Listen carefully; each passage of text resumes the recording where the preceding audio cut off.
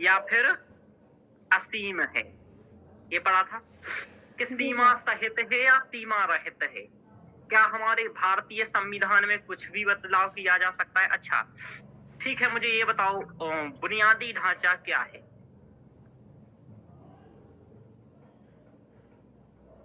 Sir कौन बताएगा, बोल दिया करिए सर आप। हाँ, आराम से। बताइए। सुप्रिया, तुम ही बता दो।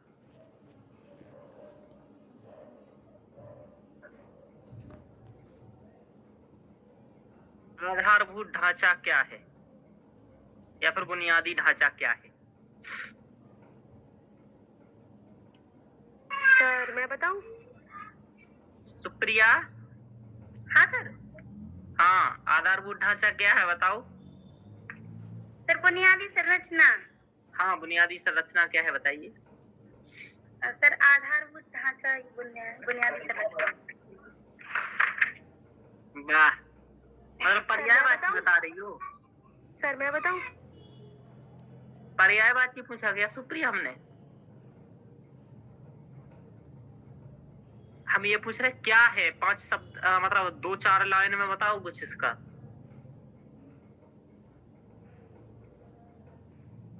क्या है आधारभूत ढांचा? चलो शिल्पा जी आप बताओ। सर बुनियादी ढांचा एक आधारभूत सिद्धांत है जिसको न्यायपालिका समय समय पर बताती रहती है। ठीक है। अच्छा, और अच्छे से बताओ। रोशनी जी आप ही बता दो। जी सर। सर देश की शासनिक प्रशासनिक व्यवस्था को संचालित करने वाले आधारभूत सिद्धांत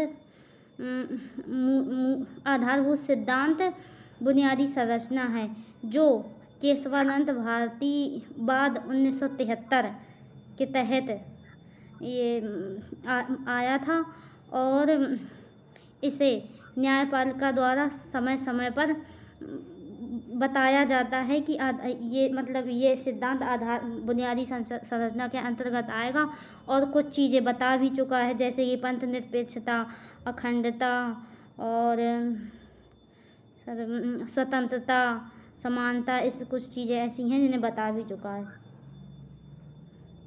ठीक है, नौन बोलो, तुम बोलो क्या है आधारभूत ढांचा? मतलब ऐसा बोलना है कि जैसे तुम पेपर में आंसर का इंट्रो लिख रहे हो, ठीक है, तो इस टाइप से बोलने का प्रयास करो, या फिर तुम इंटरव्यू में बता रहे हो, इस टाइप से थोड़ा सा मतलब बताना है, क्योंकि इन लोगों में यही कमी दिखी मुझे। भारतीयवाद 1973 न्यायालय ने निर्णय देते हुए आधारभूत ढांचा की परिभाषा करते हुए कहा कि यह द्वैत आधार में ये मूलभूत सिद्धांत है जो शासन प्रशासन चलाने के लिए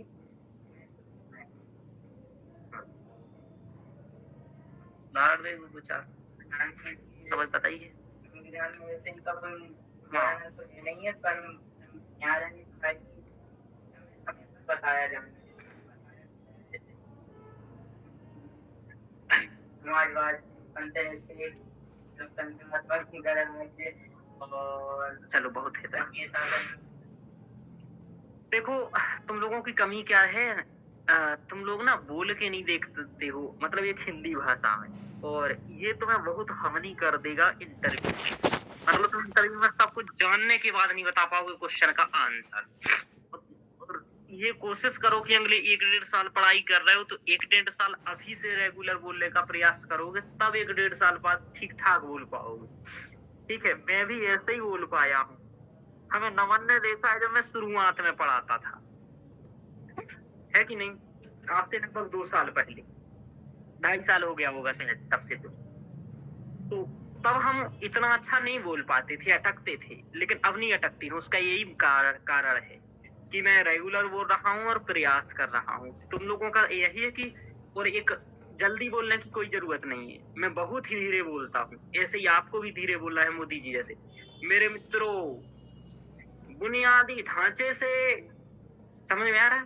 फिर बोलो अभिप्राय है क्योंकि शुरुआत में शब्द नहीं निकलेंगे, तो एक एक शब्द बोलोगे वैसे ना तो ज्यादा अच्छा निकलेगा। चलिए,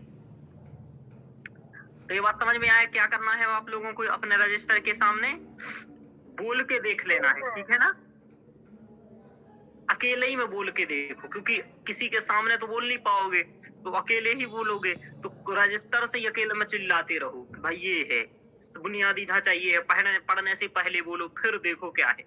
मैं भी अधिकतर ऐसे ही करता हूँ, जैसे कि जैसे मैं कुछ भी रिवीजन कर रहा हूँ तो मैं भी ऐसे ही करता हूँ रिवीजन के पहले उसके बारे में थोड़ा सा सोचता हूँ कुछ आ रहा है, फिर इसके बाद पढ़ लेते हैं। चलिए, तो हम लोगों ने कल देखा था यही कि बुनियादी ढांचा क्या है, बुनियादी ढांचे के अंतर्गत आता क्या है, संविधान संशोधन की शक्ति ससीम है या असीम है। ठीक है, समझ पा रहे हो? हाँ, आज देखना है हम लोगों को संविधान संशोधन क्या है। तो संशोधन हम लोगों ने कल थोड़ा सा समझा था, हम लोगों ने अनुच्छेद 368 समझ लिया था, और उसके आगे जो बातें हैं कि संशोधन क्यों किया जाता है, संशोधन का महत्व क्या है, और दूसरा आज हम पढ़ेंगे कि बहुमत के प्रकार क्या है। ठीक है, साधारण बहुमत क्या है, पूर्ण बहुमत क्या है, विशेष बहुमत क्या है, इन सभी को पढ़ेंगे। तो देखिए, संविधान संशोधन मैंने कल बताया था कि जो संविधान संशोधन संविधान को अनवरत जीवंत बनाए रखने और उसमें आवश्यकता अनुरूप या परिस्थिति अनुरूप उपबंधों में परिवर्तन करने के लिए संशोधन किया जाता है। ठीक है, ये हमने बताया था। संशोधन का संवैधानिक प्रावधान अनुच्छेद 368 में है। ठीक है, इसमें संविधान संशोधन की शक्ति और प्रक्रिया का वर्णन किया गया है, जो कि संसद को भाग 3 सहित संपूर्ण संविधान में संशोधन करने की शक्ति प्रदान करता है। देखना समझ में आया? हाँ सर। केशवानंद भारती बाद में उच्चतम न्यायालय ने संशोधन शब्द को परिभाषित और व्याख्यायित किया है। उसने कहा है, संविधान में नए और स्वतंत्र विषय से संबंधित प्रावधानों का परिवर्धन करना, यानी कि नए कोई भी विषय को हम परिवर्धन करें, यानी कि उसमें जोड़ दें, परिवर्तन करें, यानी कि पहले जो था उसको हटा करके दूसरा कर देना, और एक होता है निरसन, किसी चीज को समाप्त कर देना, ये संविधान संशोधन के अंतर्गत ही आता है। जैसे परिवर्तन को यदि हम समझें तो अभी क्या किया गया, अनुच्छेद 21 का विस्तार किया जा रहा है बार बार, जैसे कि जीवन साथी चुनने का अधिकार। कौन सा वाद है बोलो नमन? जीवन साथी को चुनने का अधिकार किस वाद में बताया था? वेरी गुड, निजता का। हाँ, और कुछ बताया हमने? स्वच्छ पर्यावरण एवं प्रदूषण मुक्त वायु। हाँ, तो ये जो हमने बात बताई, जैसे कई सारे बात जो हम लोगों ने पहले पढ़ चुके हैं, ये सब क्या है कि अनुच्छेद 21 का विस्तारीकरण है। मूल संविधान में 395 अनुच्छेद थे, वर्तमान में 470 अनुच्छेद हो गए हैं।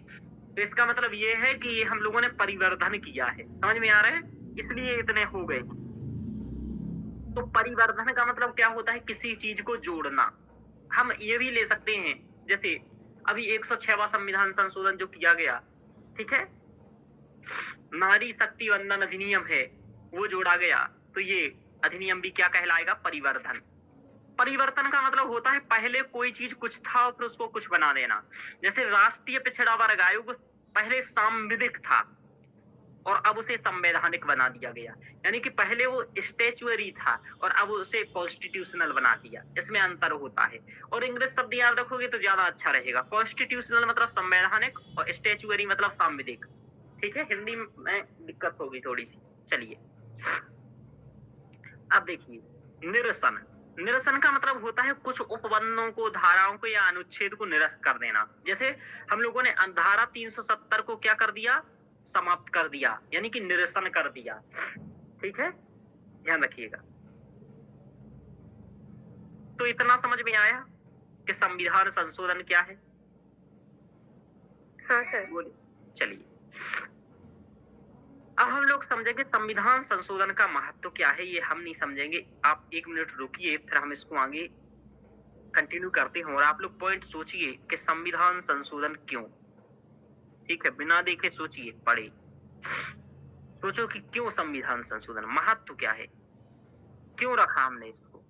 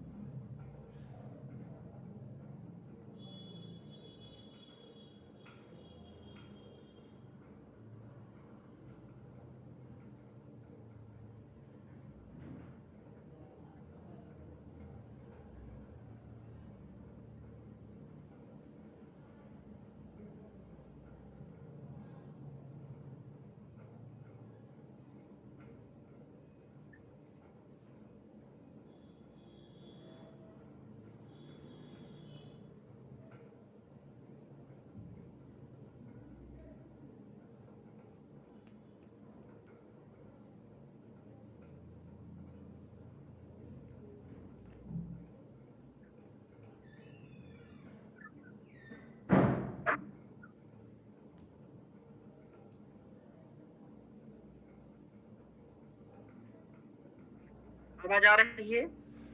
जी सर। चलिए, देखिए संविधान संशोधन क्यों और महत्व क्या, बताइए क्यों किया जाता है संविधान संशोधन? शिल्पा जी, क्यों क्यों रखा संविधान सर चीज संशोधन का जड़ प्रावधान? ना हो, मतलब फिर वो सारा ना परिवर्तन नहीं हो पाएगी ना, तो वो चीज लुप्त पॉइंट भी एट होने बताना लग है, पैराग्राफ नहीं। जाए। Okay sir. बोलिए।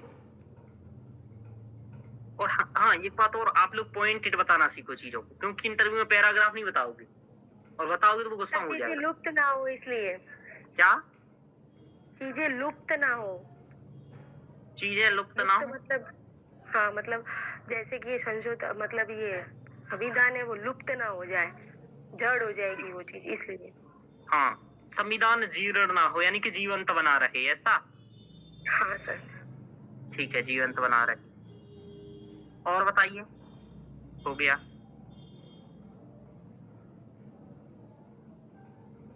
अब जो हमने परिभाषा बताई थी, यदि ज्ञानी होगे तो 3 पॉइंट वहीं से निकाल लोगे, और यही करना है पेपर में, यही दिमाग लगा के जाना है। जैसे क्या बताया, बताओ, लगाओ दिमाग। मैंने 3 शब्द बताए थे। रोशनी जी, जी सर। बोलना है कुछ? हाँ, कोई भी बोल सकता है। सुप्रिया, तुम भी बताओ कुछ। क्यों? सर परिस्थिति अनुसार परिवर्तन करने हेतु। क्या क्या? उदाहरण जैसे संस्कृति में परिवर्तन आता है, नए नए रिसर्च। अरे पॉइंट तो बोलो, तब तो उदाहरण बोलो। सर परिस्थिति अनुकूल परिवर्तन हेतु। ठीक है, ठीक है, परिस्थिति अनुरूप परिवर्तन। अब बताओ उदाहरण। जैसे संस्कृति में परिवर्तन, भाषा में परिवर्तन, रिसर्च यानी कि अनुसंधानों में परिवर्तन। जैसे अभी जब हमारा ये, जैसे कि अभी IPC CRPC में हुआ है उदाहरण के तौर पर, उसमें ये साइबर अपराध को जोड़ा गया, आतंकवाद को जोड़ा गया, पर पहले नहीं था ये साइबर अपराध। तो ऐसे नई नई चीज़ों को, ठीक है, नए आपराधिक कानून के संदर्भ में मान लो। हाँ मतलब ठीक नई है, नई और चीज़ों बताओ, को जोड़ने हेतु। और पॉइंट बताओ।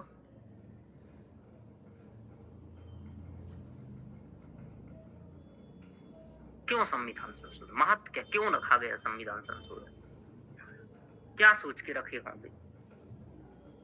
सर समय समय पर जरूरत के हिसाब से बदलाव कर सके, इसलिए संशोधन रखा है। हो गया वो परिस्थिति अनुरूप परिवर्तन। ओके।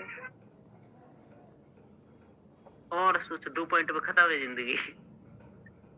सोच रहे हैं सर। हाँ, ये जीवंत बने रहे ना, उसी में तुम्हें ये उदाहरण लिखने हैं।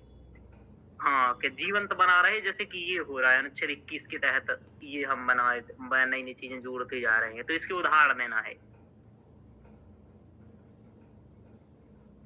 पहले देखो सज्जन सिंह, और उसमें देखे जाए तो मूलाधिकारों संरक्षण के लिए। अब एक पॉइंट ऐसा बना सकते हो, मानवाधिकारों के संरक्षण हेतु।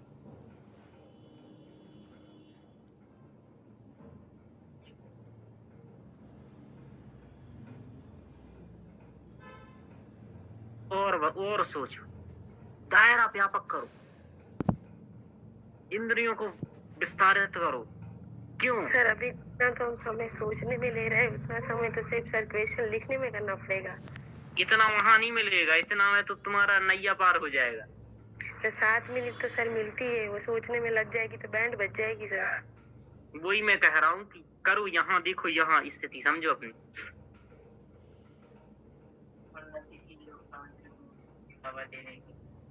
हाँ, लोकतांत्रिक आदर्शों की रक्षा लिख सकते हो इसको, या फिर लोकतांत्रिक मूल्यों के सर संरक्षण ये जबरदस्ती के पॉइंट नहीं है वैसे। अब क्यों, बताओ क्यों है? अगर देखो 42वां संविधान संशोधन हुआ, लोकतांत्रिक मूल्य है कि चुनाव स्वतंत्र व निष्पक्ष चुनाव हो, लेकिन 39वां और 41वां संविधान संशोधन करके ये किया जा रहा था कि इसको बर्बाद किया जा रहा था। तो इसको रोका कि नहीं रोका? यानी कि ये तो सब बदल रहे थे फालतू का, लोकतंत्र मूल्यों के संरक्षण हेतु। जैसे और ये देख लो ना, समाजवाद को जोड़ा, पंथ निरपेक्षता को जोड़ा, तो अखंडता को जोड़ा, तो ये लोकतांत्रिक मूल्यों का संरक्षण है भाई। आप लिखो यहाँ उदाहरण दो यदि दम हो तो, 42वें संविधान संशोधन के माध्यम से ये प्रस्तावना में ये जोड़ा गया, ये लोकतांत्रिक मूल्यों का संरक्षण है। और पॉइंट बनाओ। और देखो किसी भी चीज का मूल पॉइंट तो एक ही होता है, एक दो ही होते हैं, और उसी पर गाड़ी रुक जाना बहुत दिक्कत कर देता है। और सोचो,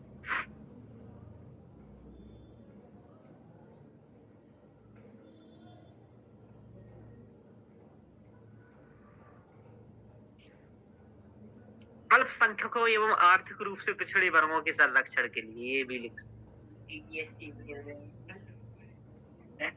कहाँ से लाओगे? कुछ ना लिखने से अच्छा है वहां बैठे रहने से।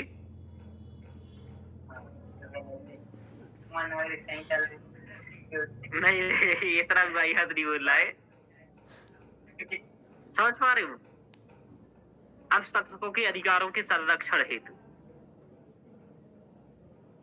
संविधान पूरा कर गया, जिसे हम अभी हमने 101वां संविधान संशोधन नहीं 104 बार था या 103 बार था EWS, ध्यान नहीं आ रहा है। तो संस्कृति के संरक्षण हेतु भी कर सकते हैं। बिल्कुल कर सकते हो, और रुक रहा है मान पकड़ेगा कोई? तो ये है, यानी कि ये है। अब देखो यहाँ क्या पॉइंट है, जैसे वो हटा दिए, बिल्कुल वही तो हम कह रहे, अप्रासंगिक प्रावधानों को हटाने के लिए,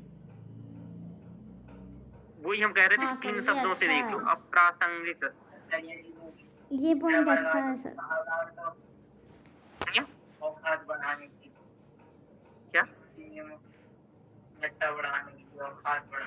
वो तो परिवर्तन तुमने वो जोड़ दिया ना, परिस्थिति अनुरूप बदलाव, परिवर्तन करना, संविधान में को परिवर्तन करना, निरसन करना, अप्रासंगिक प्रावधानों को हटाना, जैसे धारा 300 ये हो गया। हाँ, अब लेकिन इतने में उधर पेपर खत्म हो जाएगा, इतने में अपना एक उत्तर है। देखो, परिवर्तन प्रकृति का नियम है और प्रगति का सूचक भी माना जाता है। छत्रभंगुरवाद बुद्ध सिद्धांत। अब ये बुद्धि वहां नहीं आएगी किसी को याद, समझ में आ रहा है कि परिवर्तन प्रकृति का नियम है, वह इसलिए प्रगति का सूचक भी है, आगे बढ़ने का सूचक भी है। इसलिए संविधान में नवीन उन चीजों को जोड़ा गया।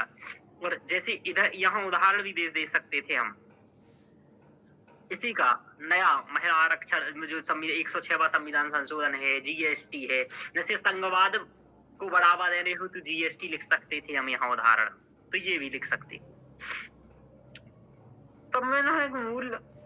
संवैधानिक मूल संरचना की तरह उदाहरण क्यों दिए? क्या? देखो यही तो नंबर लाने में महत्वपूर्ण होता है सुप्रिया, कि कुछ ऐसा लिखो जो दूसरे ना लिखें। समझ में आ रहा? तो सर क्या पॉलिटी में संस्कृत मतलब कर सकते हो क्या? उसमें मतलब ये एग्जाम्पल डाल सकते हो? यहाँ सब कुछ कर सकते हो तुम। UPSC में पॉलिटी का, हिस्ट्री में हिस्ट्री का, पॉलिटी में जियोग्राफी का, पॉलिटी में जो कुछ भी उल्टा पुल्टा कर पाओ वो कर सकते हो। बस एक बात ध्यान रखना है, होना चाहिए वो सार्थक। समझ में आ रहा? उससे रिलेवेंट होना चाहिए। जैसे अब यहाँ संशोधन परिवर्तन की बात चल रही, और ये परिवर्तन प्रकृति का नियम है, और बात यही तो समझाता है कि समाज का वर्षा जब कृषि सुख का नियम, तो ये भी लिख सकते हैं इसमें। समझ में आ रहा? यदि संविधान संशोधन नहीं कर पाएंगे तो जब जरूरत है तब नहीं जोड़ पाएंगे तो क्या मतलब, कैसे विकास करेंगे? हम एक चीज और पॉइंट जोड़ सकते हो, आर्थिक समृद्धि एवं समावेशी विकास को सुनिश्चित करने हेतु भी संविधान संशोधन आवश्यक है। भाई यदि विकास करना है तो हमें उस अनुरूप नीतियां बनानी पड़ेंगी, और नीतियां बनाने के लिए इसमें परिवर्तन करना पड़ेगा। हाँ वही देख लो, 31 भूमि सुधार के लिए, हाँ वही बात है। जैसे DPSP को लागू करना होगा तो हर काम यही करना पड़ेगा, ठीक है, ध्यान रखो। तो परिवर्तन बहुत इंपॉर्टेंट है। दूसरा, संविधान की जो मूल संरचना है उसके संरक्षण हेतु, अब ये पॉइंट किसी ने नहीं बोला बोला क्या? देखो यहाँ नहीं, इसमें ये किसी ने नहीं बोला। परिस्थिति अनुरूप परिवर्तन हो गया, मानवाधिकारों के संरक्षण हेतु बोल गए, लोकतांत्रिक मूल्यों का संरक्षण बोल दिया। लेकिन हम लोगों ने ये नहीं बोला कि मूल संरचना के संरक्षण हेतु। देखो, हाँ सर। समाजवादी पंथ निरपेक्ष उदाहरण दे दिए हम लोगों ने। सकारात्मक सहकारी संघवाद हेतु, केंद्र राज्य संबंध हेतु कोई ज्वाइन हुआ? शिल्पा जी, आप डबल ज्वाइन क्यों हुए हैं? मैं नहीं हुई हूँ, मेरे हस्बैंड हुए हैं सर। कल भी ज्वाइन हुए थे सर। ये वो भी तो आपकी क्लास ले रहे हैं थोड़ी थोड़ी। अच्छा अच्छा। कोई दिक्कत नहीं है, मतलब मैंने सोचा कि डबल कैसे आ गए आप। चलिए, कोई दिक्कत अरे नहीं। सर, मतलब मैं बोल रही हूँ कि आप भी पढ़ते रहिए, आप यूपीएससी दे ही रहे हो तो थोड़ा थोड़ा पढ़ो। हाँ, कोई दिक्कत नहीं है, कोई दिक्कत नहीं है ना। तो देखो, इस संवैधानिक मूल संरचना के संरक्षण और हेतु सर- जैसे हमने, हाँ हाँ, सर, जैसे आप उनको पढ़ा रहे हो ना तो उनको बहुत अच्छे से समझ में आ रहा है, तो आप उनको क्रॉस क्वेश्चन भी कीजिए, तो इनको मोटिवेशन रहेगा सर। हाँ हाँ, बिल्कुल बोलेंगे तो मैं जरूर करूंगा। मतलब वो कोई दिक्कत नहीं है, आप बोलिए आराम से, है ना। ये तो अच्छी बात है। सर, उससे पूछिएगा सर, कल भी उन्होंने मुझे भी क्रॉस क्वेश्चन किए थे तो मुझे अच्छा लगा था। हाँ, नहीं, अच्छी बात है, इसमें कोई दिक्कत ही नहीं है। देखिए, तो हम लोग यही समझ रहे हैं कि संवैधानिक मूल संरचना के संरक्षण हेतु जैसे समाजवादी पंथ निरपेक्ष और सकारात्मक सहकारी संघवाद, केंद्र राज्य संबंध। एक बात ध्यान रखो कि मूल संविधान के जो मूल्य हैं उनका संरक्षण ऐसा नहीं है कि केवल न्यायालय करेगा। समझ पा रहे हो? सरकार का भी उतना ही दायित्व है, यानी कि विधायिका और कार्यपालिका का भी दायित्व है कि वो हमारे संविधान को दिन प्रतिदिन आगे बढ़ाए, इसमें सकारात्मक बदलाव करके इसे और गुणवत्तापूर्ण बनाए। क्योंकि जनतंत्र द्वारा, हम लोगों द्वारा इन्हीं को चुना जा रहा है, हमारे सांसदों को, जो कि जाकर के विधायिका के हिस्सा हैं, कार्यपालिका के हिस्सा हैं। तो ये इम्पोर्टेंट है इसमें। आगे देखो, मानवाधिकारों का संरक्षण किया जा सके। देखो, यदि संशोधन नहीं कर सकते थे तो हम ये कैसे जोड़ते कि निजता का अधिकार हमारा एक मौलिक क्या है, अधिकार है। मौलिक अधिकार है, या फिर इंटरनेट का अधिकार हमारा एक मौलिक अधिकार है। ये अनुराधा भसीनवाद का मामला था, है ना। हाँ सर। तो ये हम नहीं जोड़ पाते, ध्यान रखो ये बात कि अनुराधा, इंटरनेट हमारा मौलिक, ऐसे कि जीवन साथी चुनने का अधिकार हम लोगों ने याद रखा, शक्ति वाहिनीवाद। ये कुछ कुछ केस याद रखना। और देखो, मैं आपको बताऊं, केवल 20 केस याद रखो, लेकिन उनका पेपर में यूज करके आ पाओ, ये बहुत बड़ी बात है। समझ पा रहे हो? जी आपने सर। 500 केस पढ़ लिए लेकिन याद नहीं हुए तो कोई मतलब नहीं है। मैंने जो 20 केस पढ़ाए हैं वहां, वो पढ़ो और वही याद करो और वही बार बार लिखो, क्योंकि लिख करके कोई नहीं आ पाएगा, पढ़ेगा तो 50। ध्यान रखना। चलिए, तो हम लोगों ने देखा कि मौलिक अधिकारों के संरक्षण के लिए भी क्या है, ये जरूरी है। एक बात और ध्यान रखो कि आपके संविधान के को लेकर के किसी भी चीज का महत्व पूछे या ऐसा क्यों किया गया, समझ पा रहे हो? तो 3-4 बातें याद रखना कि ये पॉइंट कॉमन है। मानवाधिकारों का संरक्षण करना, जैसे विधि की शासन की आवश्यकता क्यों है, बोलो। मानवाधिकारों का संरक्षण के लिए। संवैधानिक नैतिकता की आवश्यकता क्यों है के संरक्षण हेतु। संविधानवाद क्यों जरूरी है, मानवाधिकारों के संरक्षण हेतु। लोकतांत्रिक मूल्य का संरक्षण क्यों जरूरी है। ऐसा कोई भी पॉइंट नहीं होगा जिसमें मानवाधिकारों का संरक्षण ना आए और अनुच्छेद 21 ना आए और तुम 2 बार ना लिख पाओ। एक पॉइंट तो यही तैयार है। दूसरा, अल्पसंख्यकों का संरक्षण या संवैधानिक मूल्यों का संरक्षण। संवैधानिक नैतिकता की आवश्यकता क्यों है कि संवैधानिक मूल्यों का संरक्षण हो। तो संवैधान मूल संरचना की जगह आप क्या कर देना, संवैधानिक मूल्य। जो मूल्य संरचना के अंतर्गत जो आते हैं ना, वो संवैधानिक मूल्य ही आते हैं, ठीक है। तो संवैधानिक मूल्यों की संरक्षण हेतु, तो ये पॉइंट एक सामान्य कॉमन पॉइंट है, कहीं भी लिखो। समझ पा रहे हो जी शिल्पा सर। जी? क्योंकि वहां सोचने का टाइम नहीं मिलेगा। ये भी पॉइंट कई जगह पर मतलब कॉमन है, वंचित वर्गों के अधिकारों के संरक्षण हेतु। जैसे विविध मुद्दों पर जनहित याचिका, आप कह सकते हो सेनारा खातूनवाद में 41,000 40,000 कैदियों को रिहा करना, तो ये क्या होगा कि वंचित वर्गों के अधिकारों का संरक्षण करता है। कौन करता है? यही। अब संवैधानिक नैतिकता क्यों जरूरी है? ये संरक्षण हेतु कोई काट ही नहीं पाएगा, ठीक है। तो ये इंपॉर्टेंट है चीजें, यही ध्यान रखना है। देखो, एक तो मानवाधिकारों का संरक्षण, वंचित वर्गों का संरक्षण, संवैधानिक मूल्यों का संरक्षण, ये 3 पॉइंट तो बहुत इंपॉर्टेंट है। अब देखो क्या कहना। अब तुम कह सकते हो कि संवैधानिक सर्वोच्चता संस्थापित करने हेतु, लिख दो ये पॉइंट, लिखा नहीं होगा शायद, नहीं है? हाँ, तो लिख दो संवैधानिक सर्वोच्चता स्थापित करने हेतु, ये पॉइंट इंपॉर्टेंट है।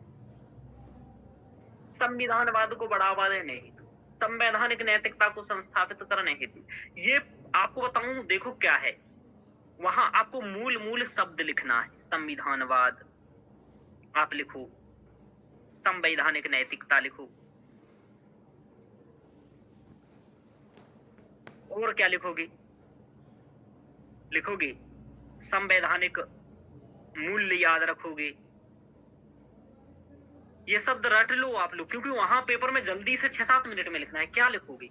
और सामने वाला तो बैठा रहेगा जिसको नहीं आएगा, समझ पा रहे हो? तो उससे अच्छा है आप कुछ लिखो। और यूपीएससी में यह है कि दूसरों की अपेक्षा बेहतर कर जाओ, बस वही आपको सिलेक्शन दिला देगा।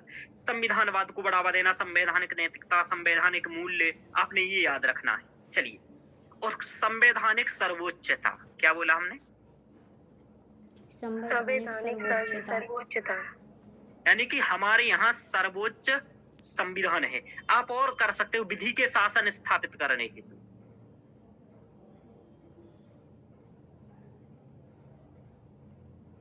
ये कॉमन पॉइंट लिख लो आप लोग। ऐसे शब्दों का किसी भी उत्तर में प्रयोग कर दोगे, कोई कट नहीं करेगा, क्योंकि ये तो है ही, हर काम यही करने के लिए हो रहा है GS2 में, ठीक है भाई। कौन नहीं चाहता है कि हमारे यहाँ देश संविधान के अनुसार चले, वो हो गया संविधानवाद। कौन चाहता है कि संवैधानिक नैतिकता ना हो? सब चाहते हैं भाई कि समानता हो, स्वतंत्रता हो, समता हो, समझ में आ रहा? बंधुत्व की भावना हो, समाजवाद हो, कल्याणकारी राज्य हो, सब चाहते हैं। कौन नहीं चाहता है कि संविधान की चले, मोदी जी की ना चले, न्यायपालिका की ना चले? सब चाहते हैं भाई संवैधानिक सर्वोच्चता हो, कॉन्स्टिट्यूशनल सुप्रीमेसी हो। कौन नहीं चाहता है कि रूल ऑफ लॉ हो? सब चाहते हैं विधि का शासन हो भाई। तो ये इंपॉर्टेंट शब्द है, याद रखना ही रखना है और कहीं भी लिखना है। चलिए, अब देखो हम लोगों ने और क्या जोड़ा कि केंद्र राज्य सरकारों की शक्ति के संरक्षण हेतु, केंद्र राज्य सरकारों की संरक्षण, जैसे 7वीं अनुसूची के माध्यम से संघ सूची, राज्य सूची, संवर्ती सूची, 3 सूची जोड़ेंगे। इसमें क्या किया गया है? विषयों को वितरित किया गया है कि ये विषय संघ सूची में होंगे तो ये इस पर कानून संघ सरकार बनाएगी, ये संवर्ती सूची के विषय होंगे, इस पर संघ और राज्य दोनों कानून बना सकते हैं, राज्य सूची पर राज्य कानून बना सकता है। इसके कुछ अपवाद हैं, वो अभी आगे मैं बताऊंगा। देखो, केंद्र द्वारा राज्य सूची के विषय पर अनावश्यक अतिक्रमण का नियंत्रण ना किया जाए, इसलिए स्पष्ट है कि संवैधानिक संशोधन हो, स्पष्ट रहे। तो ये संवैधानिक संशोधन इसलिए आवश्यक है। और यानी कि एक तो देखो संविधान संशोधन का महत्व देख रहे हो, कुछ पॉइंट आप इसमें, और एक देख रहे हो संविधान संशोधन क्यों होना चाहिए। देखो, जलवायु परिवर्तन एवं पर्यावरण संरक्षण। देखो, जलवायु परिवर्तन हो रहा दिनों प्रतिदिन, पर्यावरण संरक्षण करना आवश्यक है। इसलिए अब हमें संविधान में ऐसे प्रावधान भी जोड़ने पड़ेंगे, ऐसी संस्थाओं का भी गठन करना पड़ेगा जो कि पर्यावरण के संरक्षण के लिए सक्रिय रूप से कार्य करें। समझ पा रहे हो? केवल पर्यावरण को पढ़ना और केवल किताबों में तक ही सीमित नहीं है पर्यावरण। पर्यावरण पढ़ने के बाद उसका व्यवहारिकता भी है, कुछ है कि नहीं है? आपको सफाई अच्छी लगती है कि नहीं लगती है? लगती है, लेकिन करना कोई नहीं चाहता है सफाई, है ना? ध्यान रखिएगा। तो स्वच्छ वायु, जल एवं प्रदूषण मुक्त पर्यावरण की बात जो बेल्लोर नागरिक में वाद में हुई है, ऐसे कई सारे बात है। अब देखो, ये बात मैंने 50 बार आपको बोला है, तो ये अपने आप याद हो गया है। चलिए देखो, नवीन समस्याओं और चुनौतियों के समाधान हेतु संशोधन बहुत जरूरी है। जैसे कई नवीन समस्याएं, जैसे आपदाएं आ जाती हैं, बाढ़ आ जाए, बिहार में बाढ़ आती रहती है, केरल में आप देखते हैं, मुंबई में देखते हैं, आप असम में देखते हैं, कुछ राज्य जैसे हैं जहां बाढ़ आती ही रहती है। अब कोविड जैसी समस्या आ जाए तो जरूरी है। कोविड में क्या हुआ था कि केंद्र ने सब कुछ शक्तियां अपने हाथ में ले ली थी लगभग, कि केंद्र की जो आदेश दे रहा था वही राज्य मान ले रही थी। तो ऐसा कि नवीन समस्याएं चुनौतियां आए तो इसमें हम संशोधन करके कुछ नया प्रावधान तुरंत कर सकें। जैसे पीएम केयर्स फंड की स्थापना हम लोगों ने किया था कि नहीं किया था, ये भी उदाहरण लिख सकते हो, लिख लो पीएम केयर्स फंड। हाँ सर। हाँ, कि जैसे नवीन समस्या आया था, तुम तुरंत बनाए ना पीएम केयर्स फंड, हालांकि उसको थोड़ा ठीक नहीं बनाए, पर कोई दिक्कत नहीं, आगे चलते हैं। जलवायु परिवर्तन हो रहा, तुम इसके लिए कानून बनाने पड़ेंगे, नई नई संधियां लानी पड़ेगी, जैसे कि हमें कार्बन टैक्स लाना पड़ेगा, ठीक है, तो उसके लिए कुछ बात करनी पड़ेगी, है ना। कार्बन टैक्स बहुत ज्यादा जरूरी है। कार्बन टैक्स क्या होता है जानते हो आप लोग?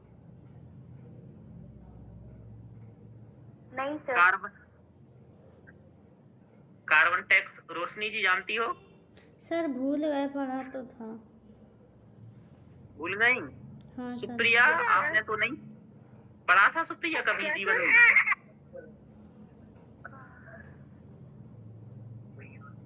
हाँ देखो, वो बच्ची बता रही है। हाँ, तो अपने वक्त की बात नहीं है, समझना है, पर हम समझ गए हैं, हम समझ गए।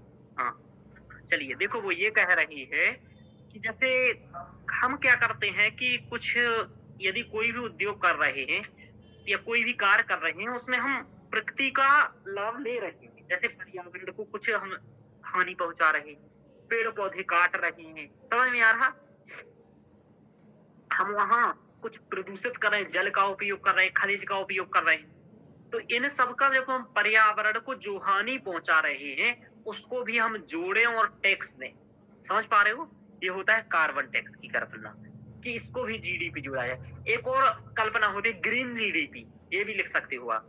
ग्रीन जीडीपी का मतलब ये होता है कि जो हमने बताया भी कि जैसे हम कोई भी उद्योग कर रहे हैं तो उसमें हम कई सारे पर्यावरणीय तत्वों का भी उपयोग कर रहे हैं, जैसे जल हुआ, खनिज हुआ इत्यादि, तो हम इसको भी जोड़ें उसमें जीडीपी में, यानी कि पर्यावरणीय क्षति को भी जब जोड़ा जाए तो उसे हम कहते हैं क्या? उसे कहते हैं हम ग्रीन जीडीपी। हालांकि ये अभी कल्पना है नहीं भारत में। चलिए, ये सब मैंने पढ़ाया था आपको इकोनॉमी में, आगे पढ़ाऊंगा, चलिए कोई बात।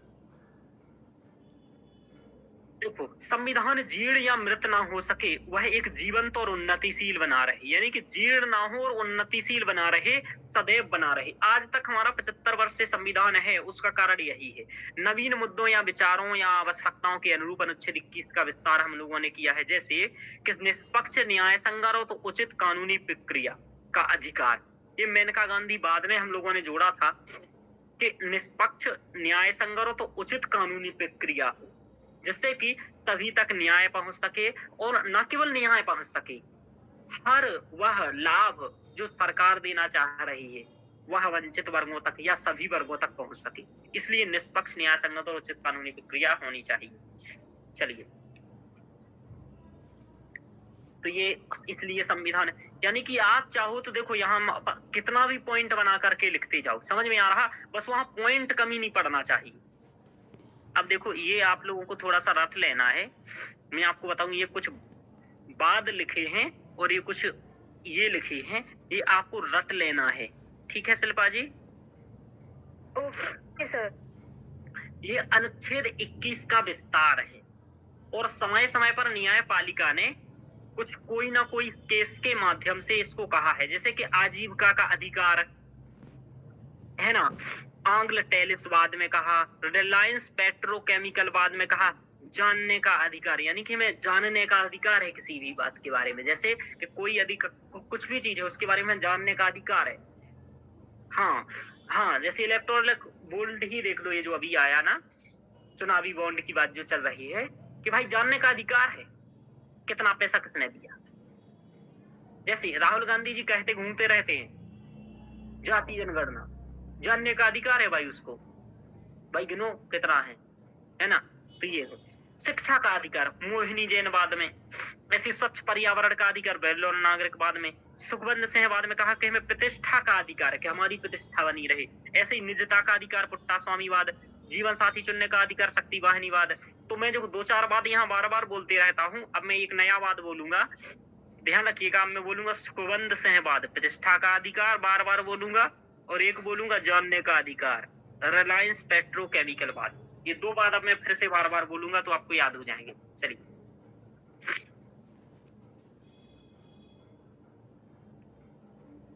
तो इतना समझ में आया कि संविधान संशोधन क्यों। आगे देखते हैं, और भी कई सारे पॉइंट यहाँ लिख सकते हो आप। देखो यहाँ बहुत सारे पॉइंट लिखे हैं मैंने। लैंगिक न्याय की प्राप्ति हेतु, जैसे कि SDG 5 में कहा गया है लैंगिक समता, SDG 10 में कहा गया असमानता में कमी, 106वां संविधान संशोधन नारी शक्ति बंधन अधिनियम 2023, यानी कि लैंगिक न्याय की प्राप्ति हेतु भी हमें क्या है, जरूरी है। यदि आप सोचो कि यदि संविधान संशोधन करने का प्रावधान नहीं होता तो क्या हम 106वां संविधान संशोधन कर पाते? बोलो। नहीं सर। हाँ, नहीं तो सर। 106वां संविधान संशोधन करना ही दिखाता है कि हम SDG 5 और 10 को प्राप्त करने का प्रयास कर रहे हैं। समझ में आ रहा?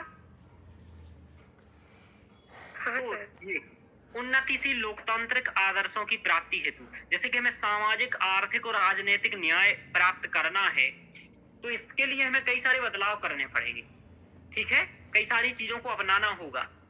तो उसके लिए जरूरी है कि हमारे पास संशोधन का प्रावधान हो, हम बदल सके। आपको बताऊं, कोई भी धर्म बर्बाद क्यों होता है? आपको एक बात बताएं, आपका जो ये सनातन धर्म है, ये धीरे धीरे खत्म क्यों होता जा रहा है? आपने कभी देखा कि जो जितना पढ़ा लिखा व्यक्ति होगा वो इन धर्मों को कम मानेगा? क्यों? क्योंकि ये आज भी उसी रूढ़िवादी पद्धति के आधार पर चल रही है। समझ में आ रहा? हाँ सर। हाँ, रूढ़िवादी पद्धतियों के आधार पर चल रही। जैसे कुछ लोग कहते हैं कि पति के पैर रगड़ो तो पैसा आएगा, तो फिर घर में पति को जॉब पर मत जाने दो, घर में ही लिटाए रहो, दिन भर पैर रगड़ो, पैसा आ जाएगा। समझ पा रहे हो आप? ये रूढ़िवादिता है, मान्यता है। उन्होंने कहा बेलपत्री में शहद लगा करके चिपका दो शंकर जी के ऊपर, पास हो जाओगे। तो फिर वही चिपकाओ, कॉलेज में एडमिशन बंद करो। समझ पा रहे हो? जी सर। मतलब कुछ लॉजिक होता है भाई। उनका 10th में 90% आएगा। तो ये सब चीजें ठीक है, मतलब ये रूढ़िवादिता के चलते, इसलिए ज्यादा लोग पढ़ जाते, वो ये रूढ़िवादिता के चक्कर में पड़ते हैं। यहाँ तक कि आप ये देखो कि ये धर्म सपोर्ट करता था सती प्रथा को, कि पति मर जाए तो पत्नी को जला दो जिंदा, ये धर्म सपोर्ट करता है। हाँ, और सती प्रथा के मामले में विधवा पुनर्विवाह के मामला हुआ, बहुत घृणा दृष्टि से देखता था। यार मर गया तो क्या दिक्कत है, दूसरे से कर दो शायद, क्या दिक्कत है? तो यानी कि तो ये सब रूढ़िवादिताओं के चलते और इसमें परिवर्तन न होने के चलते, समझ पा रहे हो कि जो आज से 2000 साल पहले लिखा वही चल रहा है। समझ पा रहे हो ये वाली बात? जैसे महिलाएं घर का काम करेंगी तो भाई ये यही चल रहा है सिस्टम। कई लोग, हालांकि अब ऐसा नहीं बचा है, स्थिति सुधर गई है। आप ही देख सकते हो कि आप ही पढ़ रहे हो शिल्पा जी, आपके घर वाले पढ़ा रहे हैं, यही बहुत बड़ी बात है कि मतलब अब ऐसी स्थिति नहीं है इतनी, लेकिन फिर भी रूढ़िवादिताएं हैं धर्म में, इसलिए धीरे धीरे धर्म को लोग मानना कम कर रहे हैं और बदलाव नहीं हो रहा है। यदि समय के अकॉर्डिंग बदलाव होता धर्मों में तो लोग उसको स्वीकार जरूर करते। चलिए, राष्ट्र के उत्तरोत्तर समावेशी विकास हेतु भी संविधान में संशोधन आवश्यक है। जैसे कि हमें कई सारी नीतियां लानी है, वित्त आयोग का गठन करना है हर 5 वर्ष पर, ठीक है, या नई टेक्नोलॉजी को अपनाना है, विदेश से कुछ आयात निर्यात करना है, या अपनी अर्थव्यवस्था को और उदारीकृत करना है, या अपने निर्यात को और अधिक बढ़ाना है, तो इन सभी के लिए जरूरी है कि संविधान में संशोधन हो, बदलाव कर सके। समझ पा रहे हो? यदि ऐसी व्यवस्था ना हो तो हम कुछ नया कर ही ना पाए, और नया कर पाए तो ना हम आगे बढ़ पाए। जैसे आपको ये अधिकार ना हो कि आप आगे कोई भी डिग्री कर सकते हैं, तो आप आगे कैसे बढ़ पाओगे? नहीं बढ़ पाओगे। तो इसके लिए जरूरी है कि आपको ये स्वतंत्रता रहे। चलिए, तो ऐसे कई सारे आप कह सकते हो कि महत्व है, संविधान संशोधन बहुत जरूरी है। अब बात आया कि सर इतना सारा पढ़ा दिया है, फिर इम्पोर्टेंट पॉइंट क्या है? देखो, सबसे इम्पोर्टेंट पॉइंट है इसमें ये वाला, समझ में आ रहा? यानी कि मूल पॉइंट, मूल उद्देश्य है संविधान संशोधन की नवीन समस्याओं और चुनौतियों का समाधान। वैसे मूल उद्देश्य क्या है संविधान संशोधन का, ये आप इन 3 पॉइंट से समझ सकते हो। परिवर्धन, यानी कि नवीन सिद्धांतों को जोड़ना, ठीक है। दूसरा हो गया अप्रासंगिक प्रावधानों को हटाना, ठीक है। परिवर्धन करना, नवीन चीजों को जोड़ना, अप्रासंगिक प्रावधानों को हटाना, ये हो गया। और एक और मैंने क्या बताया था, परिवर्धन और है ना, और निरसन, है ना। अप्रासंगिक को हटाना और है ना कुछ, यानी गुणवत्ता वृद्धि हेतु परिवर्तन करना। समझ में आ रहा? कि जैसे हमने क्या किया, पहले ये डीपीएसपी में शिक्षा का अधिकार केवल डीपीएसपी में था, ठीक है। फिर हमने इसको बदल करके उसे मौलिक अधिकार में कर दिया अनुच्छेद 21 के तहत, ठीक है। तो ये क्या हो गया, हमने क्या किया, उसको और शक्तिशाली बना दिया, कि उसको शिक्षा के अधिकार को, तो ये हो गया गुणवत्तापूर्ण बनाना, उसको और मजबूती प्रदान करना। ये 3 मूल उद्देश्य है संविधान संशोधन के। समझ में आ रहा? हाँ सर। हाँ, और ये याद रखना है, संविधान में नए नए प्रावधानों को जोड़ना। जैसे आप बता दीजिएगा 106वां संविधान संशोधन, संघवाद को मजबूत करने के लिए जीएसटी, आर्थिक रूप से पिछड़े वर्गों के लिए ईडब्ल्यूएस, समझ पा रहे हो? ये सब। अप्रासंगिक प्रावधानों को हटाना, जैसे धारा 370 को हटाना, और इसमें लिख दीजिएगा शिक्षा का अधिकार। और नए नए वाद लिख सकते हो जो आपने को बताया, शक्ति माहिनीवाद हुआ, अनुराधा भसीनवाद हुआ, बिल और नागरिकवाद हुआ। अभी मैंने बताया था केमिकल फैक्ट्री वाला, भूल गया मैं, फिर से तो याद कर लेता हूँ। केमिकलवाद, इसमें है कि जानने का अधिकार है, और सुखवंत सहवाद में है प्राण प्रतिष्ठा का अधिकार, ठीक है। तो ये 2 बाद हम लोग बार बार फिर से बोलेंगे अगले 1 महीने तक, तो याद हो जाएंगे। चलिए, तो इतना समझ में आया? कुछ पूछना है? नहीं सर। अब आगे चला जाए। अब हम लोग पढ़ेंगे यहाँ से, तो यहाँ तक संविधान संशोधन हो गया कि संविधान संशोधन क्या है, संविधान संशोधन क्यों जरूरी है, क्यों करना चाहिए, क्योंकि संविधान में परिवर्धन करना है, परिवर्तन करना है, अप्रासंगिक प्रावधानों को हटाना है। ये महत्वपूर्ण 3 मूल उद्देश्य हम लोगों ने देखे।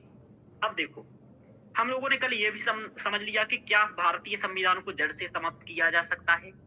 तो क्या उत्तर है, बोलो इसका आपका? बोलो शिल्पा जी, किया जा सकता है क्या संविधान को समाप्त? क्या सर? क्या संविधान को पूर्णतः जड़ से समाप्त किया जा सकता है? नहीं सर, नहीं किया जा सकता। क्या संविधान में संशोधन किया जा सकता है? हाँ सर, किया जा सकता है। Very good. अब ये एकदम परमानेंट याद रखना है और बार बार अपने नोट्स रिवीजन करते रहना है, वरना उल्टा बोलने लगो कि नहीं सर मैंने तो कहीं पढ़ा था कि बदल सकते हैं पूर्ण संविधान, है ना। ऐसा मत कह दीजिएगा इंटरव्यू में। मैंने कल बोला था सर, मैंने कल बोला। वो कहेंगे लाओ उसको, बोले अभी इंटरव्यू दे के लेकर गए, बोले बुलाओ उसको, फेल करेंगे। चलिए, तो ये बहुमत पढ़ना है। अब ये इम्पोर्टेंट, कल मैंने एक बात कहा था कि यदि सन 368 के तहत जो संविधान संशोधन होता है वो विशेष बहुमत से होता है, कहा था कि नहीं कहा था? जी सर। हाँ सर। और यदि संघीय ढांचे से संबंधित कोई प्रावधान को हटाना या जोड़ना हो तो भी क्या करना पड़ेगा? विशेष बहुमत प्लस आधे से अधिक राज्यों का समर्थन। हाँ, ये बात मैंने कही थी। तो यहीं से आता है कि ये बहुमत क्या होता है और कितने प्रकार का होता है। ये बार बार आगे आएगा आपका, तो मैं यही अच्छे से समझा दे रहा हूँ ये बात, तो ये एक बार में अच्छे से पढ़ लीजिएगा, क्योंकि बार बार आएगा आगे, और प्रीलिम्स में 1 नंबर का क्वेश्चन यहाँ से 100% आएगा, ध्यान रखो। प्रीलिम्स में आना ही आना है यहाँ से क्वेश्चन, ठीक है। अब किस वर्ष आएगा ये नहीं कहा मैंने, लेकिन आएगा जरूर, मतलब आता है, पहले भी आ चुका है। चलिए, तो देखो बहुमत के 4 प्रकार होते हैं। कितने होते हैं बहुमत के प्रकार? 4 प्रकार। 4। अच्छा, पहली बात तो यही है कि बहुमत क्या होता है, बताइए बहुमत क्या होता है, बता पाओगे? हाँ सर, वो होता है 100 में से 75 है सर। नहीं, बहुमत का मतलब होता है कि आधे से अधिक। अच्छा, साधारण बहुमत का बहुमत। मतलब हाँ क्या सर, होता है? हाँ सर, आधे आधे सीधा से साधा अधिक। बहुमत का मतलब होता है जितने हैं उनमें से अधिक जो हो, जैसे अच्छा कि सर, 10 है, विशेष 10। सर विशेष बहुमत अभी आता है हम सिर्फ 75 में। बहुमत की बात कर रहे हैं, विशेष वगैरह बहुमत की बात नहीं कर रहे। नहीं सर, विशेष में आता है शायद 100 में 75। हाँ, वो अभी देखेंगे हम यहाँ। जी सर। बहुमत का मतलब ये कह रहे हैं हम कि आधे से अधिक, जी। यानी कि 10 लोग हैं, तो इसमें बहुमत किसका क्या? 10 में से जिस और 6 लोग हैं वो बहुमत हो गया, हाँ सर। क्योंकि 5-5 होंगे तो ये तो समान मत हो गया। क्या हो गया? हाँ, ये तो सहमति हो गया भाई, ये बहुमत नहीं हुआ। बहुमत जब हुआ कि जब एक और ज्यादा हो, यहाँ 5 है, यदि यहाँ 6 भी हो तो भी बहुमत कहलाएगा, 6 वाला बहुमत कहला जाएगा। इसलिए अधिकतर जो बेंच बैठती हैं वो इसी तरीके से बैठती हैं, विषम परिस्थिति में रहती हैं। जैसे कि कल हमने बताया था 13 सदस्यीय बेंच, तो 6 + 6 और 7 का है ऐसा मान लो, तो ये 7 क्या हुआ? बहुमत हुआ। क्या हुआ? बहुमत। तो कोई पूछे जीवन में कभी कि बहुमत क्या होता है तो क्या कहोगे? आधे से अधिक। कुछ उत्तर एकदम जुबान पर रखना जीवन में, आधे से अधिक ओके सर। मतलब बहुमत, ठीक है, क्योंकि जहां बराबर होगा वहां सहमति हो जाएगा या समान मत हो जाएगा। चलिए, तो यानी कि इन सब में, यानी कि कोई केस बिल पास करना है, मान लो बिल पास करना है, बिल ये है, ये बिल है, मान लो कृषि कानून है, कृषि कानून को करना है, तो साधारण बहुमत का मतलब क्या होता है? आधे से अधिक। बस, यानी कि आप इससे नीचे का मत सोच लेना कभी भी, इसलिए मैंने ऐसा बहुमत शब्द को बता दिया कि सबसे नीचे वाला बहुमत ये होता है कि कृषि कानून यदि पास करना है, तो कभी बात हो रही कि साधारण बहुमत से पास होना है, तो इसका मतलब आप ये समझिएगा कि यदि 100 लोग हैं तो उसमें से 51 लोगों की सहमति चाहिए, 51 की। समझ पा रहे हो? हाँ सर। शिल्पा जी, साधारण बहुमत का मतलब क्या है कि यदि 100 लोग हैं, 100 लोग बैठे हैं कहीं, और उनमें से यदि 51 लोग ये कह रहे हैं कि ऐसा काम होना है, तो ये साधारण बहुमत हो गया, ठीक है? Okay sir. हाँ, और इससे नीचे का कोई बहुमत नहीं होता है, ध्यान रखिएगा, यानी कि आधे से अधिक से नीचे का कोई नहीं होता है। अब देखो आगे बताते हैं। अब तो एक तो है साधारण बहुमत, यानी कि कोई बिल यदि साधारण बहुमत से पास हो रहा है, इसका मतलब आप क्या समझेंगे, बोलो?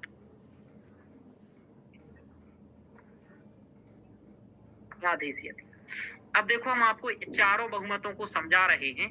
बहुमत 4 प्रकार के होते हैं: साधारण बहुमत, वास्तविक बहुमत, पूर्ण बहुमत और विशेष बहुमत। यदि आप आज मुझसे समझ गए तो समझ पाओगे, वरना जीवन में ये समझ नहीं पाओगे, क्योंकि बहुत फालतू की बातें होती हैं इनमें। और विशेष बहुमत 3 प्रकार का होता है: अनुच्छेद 249 के तहत, अनुच्छेद 61 के तहत और अनुच्छेद 368 के तहत। समझ में आ रहा? हाँ सर। तो 4 बहुमत होते हैं: साधारण बहुमत, वास्तविक बहुमत, पूर्ण बहुमत, विशेष बहुमत। और विशेष बहुमत 3 प्रकार का: 249, 61 और 368। ठीक है, ध्यान रखो। अब आपको बताते हैं साधारण बहुमत से बात स्टार्ट करते हैं और प्रीलिम्स से क्वेश्चन बनेगा तो पूर्ण ध्यान इंद्रियां आप लगा लीजिए, ठीक है सुप्रिया, वरना क्वेश्चन पूछूंगा मैं। हाँ सर। तो देखो कोई सदन है, जैसे कोई कमरा है जहां आप लोग बैठे हो, वही कमरा मान लो आप लोग, ठीक है, क्योंकि संसद अभी आप लोग गए नहीं हो ना, तो इसलिए मान भी नहीं सकते हो। तो जिस कमरे में आप बैठे हो वही कमरा मान लीजिए आप, वही मैंने ये बना दिया कमरा, रूम आपका। अब उस रूम में 400 उपस्थित व मतदान करने वाले सदस्यों का आधे से अधिक, यानी कि उस रूम में वो 100 लोग बैठे होना चाहिए। मान लो आपके रूम में 100 लोग हैं, समझ में आ रहा कितने हैं? 100 लोग। 100 लोग हैं। तो 100 लोगों में से कुल सदस्य कितने हैं? 100 लोग। लेकिन हो सकता है आपके रजिस्टर में नाम लिखा हो 150 लोगों के आने का, मतलब आपने एक कार्यक्रम आयोजन किया, आपने 150 लोगों को बुलाया, समझ में आ रहा? आपने एक कार्यक्रम किया, 150 लोगों को बुलाया, लेकिन आपके कार्यक्रम में कितने लोग आए? 100 लोग। 100 लोग। लेकिन 100 लोग आए और 100 लोगों में से क्या रहे कि जब क्या होना था, कार्यक्रम होना था, मान लीजिए यही था कि आपका गृह प्रवेश होना था। तो जिस समय गृह प्रवेश होना था उस समय केवल 100 में से कितने उपस्थित थे? मान लो 50 उपस्थित थे। कितने उपस्थित थे? 50। हाँ, 50 उपस्थित थे। यानी कि भले आपके यहाँ 100 लोग आए, लेकिन उपस्थित कितने थे जो आपने कार्यक्रम किया उस समय? 50। 50। फिर उसमें से कार्यक्रम में ताली किसने ने बजाई? तो केवल 50 में से मान लो 30 ने ताली बजाई। कितने ने बजाई? हाँ, यानी कि क्लैपिंग कर रहे थे, ऐसी ताली बजा रहे थे, बहुत बढ़िया हो रहा है ना। तो यानी कि सर यहाँ उपस्थित और मतदान करना, सर समझ पा रहे हो? हाँ, जब 100 आए हैं और हाँ, कार्यक्रम में भाग लिया केवल 50 ने, तो 50 कहाँ गए हाँ। फिर सर जब आए हैं तो? मोदी जी जहाँ चले जाते हैं रोटी खाने, जब वहाँ मीटिंग होती है ना वोट डालने की, हाँ तुम सर। हाँ, तो मोदी जी क्या होता है जब कहीं महत्वपूर्ण मीटिंग हो और मोदी जी को ना जाना हो उस मीटिंग में, तो मोदी जी क्या करते हैं, उस समय पर जिस समय पर वो कार्यक्रम हो रहा है वो घूमने निकल जाते हैं। समझ में आया? जी सर। हाँ, तो ये वाली बात है। मतलब ऐसा एक बार मोदी जी ने किया था विदेश में। हाँ, रूस UN यूक्रेन में का जब सर। वार हुआ था ना, हाँ सर। तो रूस यूक्रेन के वार के समय ऐसा किया था। तो उसी समय का मैं बता रहा हूँ कि ये लोग किसी न किसी काम से घूमने, जैसे आप किसी के घर गए हो लेकिन घूमने भी तो चले जाते हो ना, ऐसा। हाँ सर। हाँ, अब देखो, फिर 30 लोगों ने ताली भी बजाया और उपस्थित भी रहे। ऐसे कितने लोग रहे? बोलो 30। शिल्पा जी। 30 लोग सर। केवल 30 लोग।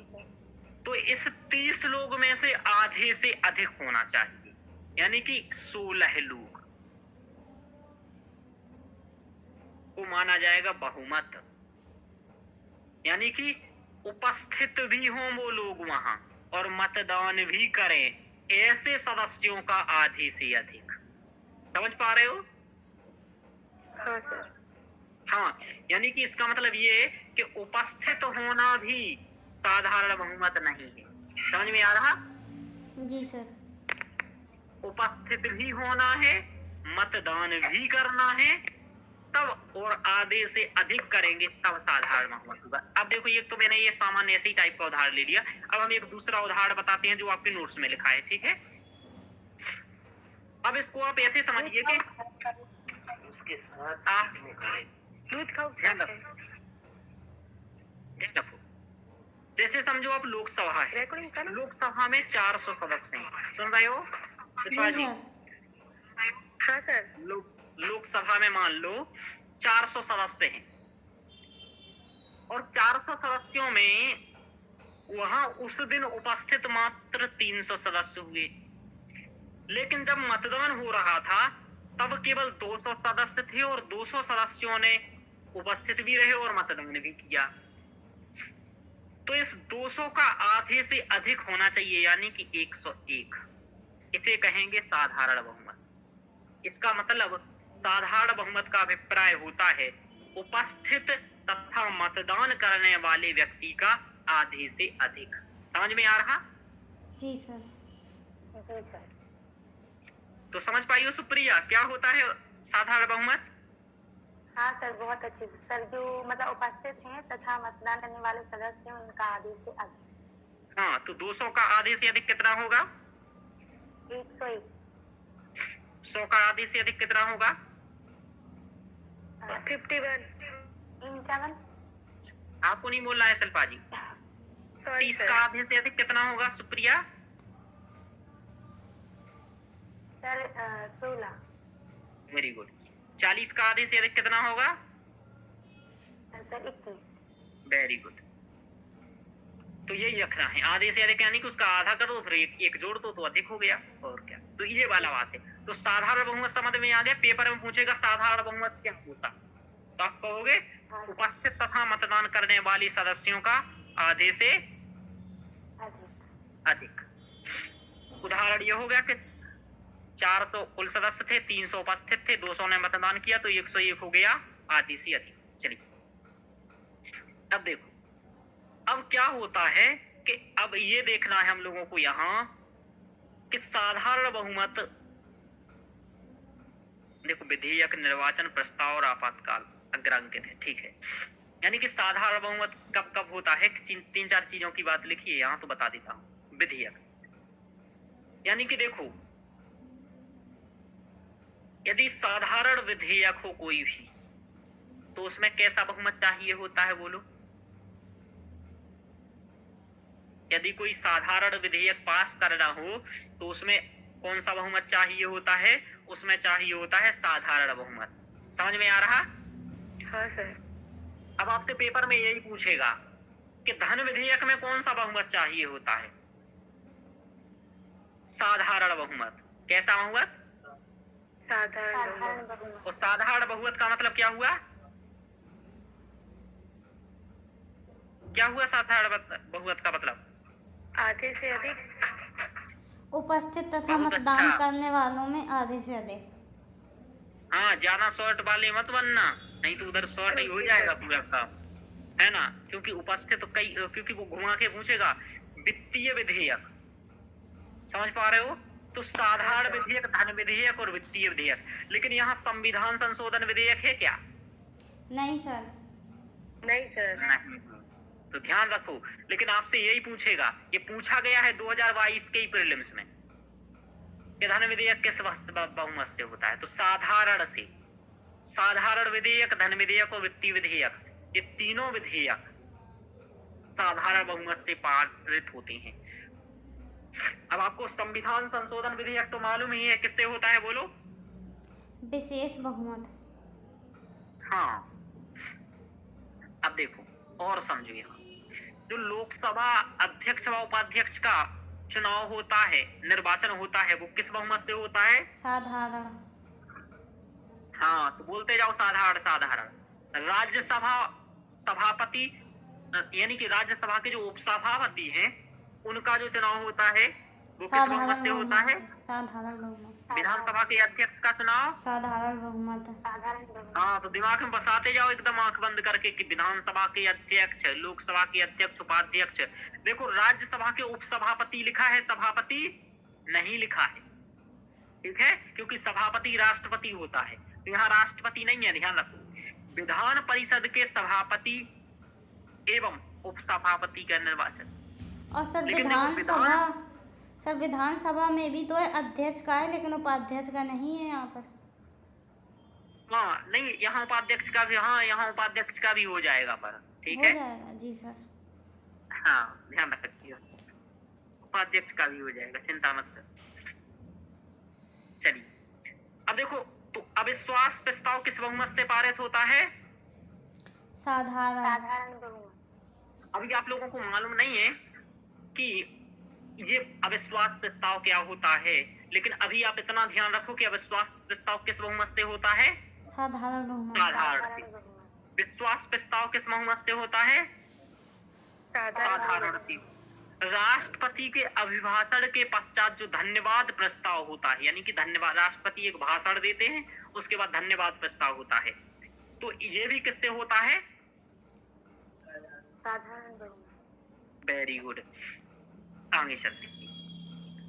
अब देखो, आपातकाल में राष्ट्रपति शासन लागू करने के लिए कौन सा चाहिए बहुमत?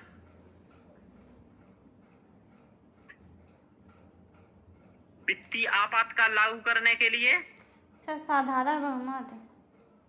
हाँ, और राष्ट्रीय आपातकाल को समाप्त करने के लिए साधारण बहुमत। लेकिन यहाँ एक चीज नहीं है, राष्ट्रीय आपात लागू करना नहीं है, ध्यान रखो। हाँ सर।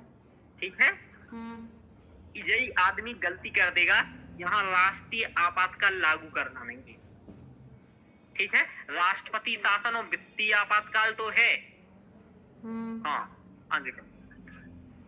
अन्य उपबंधों में देख लो, जहां संविधान के मूल पाठ में परिवर्तन ना हो किंतु विधि में परिवर्तन हो, जैसे नागरिकता के संबंध में विधि बनाना हो, तो ये क्या हो जाएगा? साधारण बहुमत कर लो। न्यायाधीशों की संख्या में वृद्धि करना हो, साधारण बहुमत कर लो, है ना। जहां संविधान का मूल पाठ, जैसे अनुसूची 1, 4 हुआ, 5 हुआ, 6 हुआ, इन सब में साधारण बहुमत है। विधान परिषदों का यदि गठन करना है, ये पूछा जाता है बार बार, क्या विधान परिषदों का यदि या तो सृजन करना है या समाप्त करना है, तो कौन सा बहुमत चाहिए बोलो? साधारण बहुमत सर। हाँ, अब ये चीजें आपको बार बार पढ़नी पड़ेंगी, अपनी मेमोरी में बसानी पड़ेंगी। समझ में आ रहा? पढ़ाने में ये आसान है, नोट्स बना के दे दिया, अब आपको रटना पड़ेगा। मंत्री परिषद का गठन करना है, क्या होगा? साधारण। संसदीय विशेषाधिकारों को सुनिश्चित करना है, क्या होगा? ये बातें धीरे धीरे आप सभी, हाँ, ये बात सभी बातें समझ में आ जाएंगी आपको। अभी आपको मालूम नहीं होगा संसदीय विशेषाधिकार क्या होते हैं, मंत्री परिषद का सृजन क्या होता है, विधान परिषद क्या होता है, आगे की क्लास में समझेंगे। लेकिन अभी आप इतना समझ लो, राष्ट्रपति, उपराष्ट्रपति, न्यायाधीशों आदि के वेतन भत्ते में यदि संशोधन करना है तो क्या, कौन सा बहुमत चाहिए? साधारण। हाँ, तो यहां तक हम लोगों ने देखा साधारण बहुमत। अब आपसे प्रीलिम्स में क्वेश्चन क्या बनेगा? निम्नलिखित में से पर विचार कीजिए। फिर पूछेगा उपयुक्त में से किन मामलों में साधारण बहुमत की आवश्यकता होती है, और उसमें बीच में एक जरूर लिखेगा राष्ट्रीय आपातकाल, संविधान संशोधन। दो इस टाइप के ऊटपटांग देगा और फिर कहेगा कितने सही है। तो वही आपका आधा पढ़ा लिखा बिना रिवीजन के निपट जाएगा। चलिए, तो ये बार बार शिल्पा जी रिवीजन करना है प्रीलिम्स के लिए, और जहां मैं ऐसा कहते जा रहा हूँ वहां पीटी लिखते जाओ कि ये पीटी के लिए तो करना ही करना है। जैसे संविधान संशोधन का महत्व भले मत पढ़ो पीटी के लिए, लेकिन ये जरूर पढ़ो। समझ में आ रहा? हाँ सर। चलो, अब देखो वास्तविक बहुमत क्या होता है वो मैं बता देता हूँ। वास्तविक बहुमत समझ लो आप।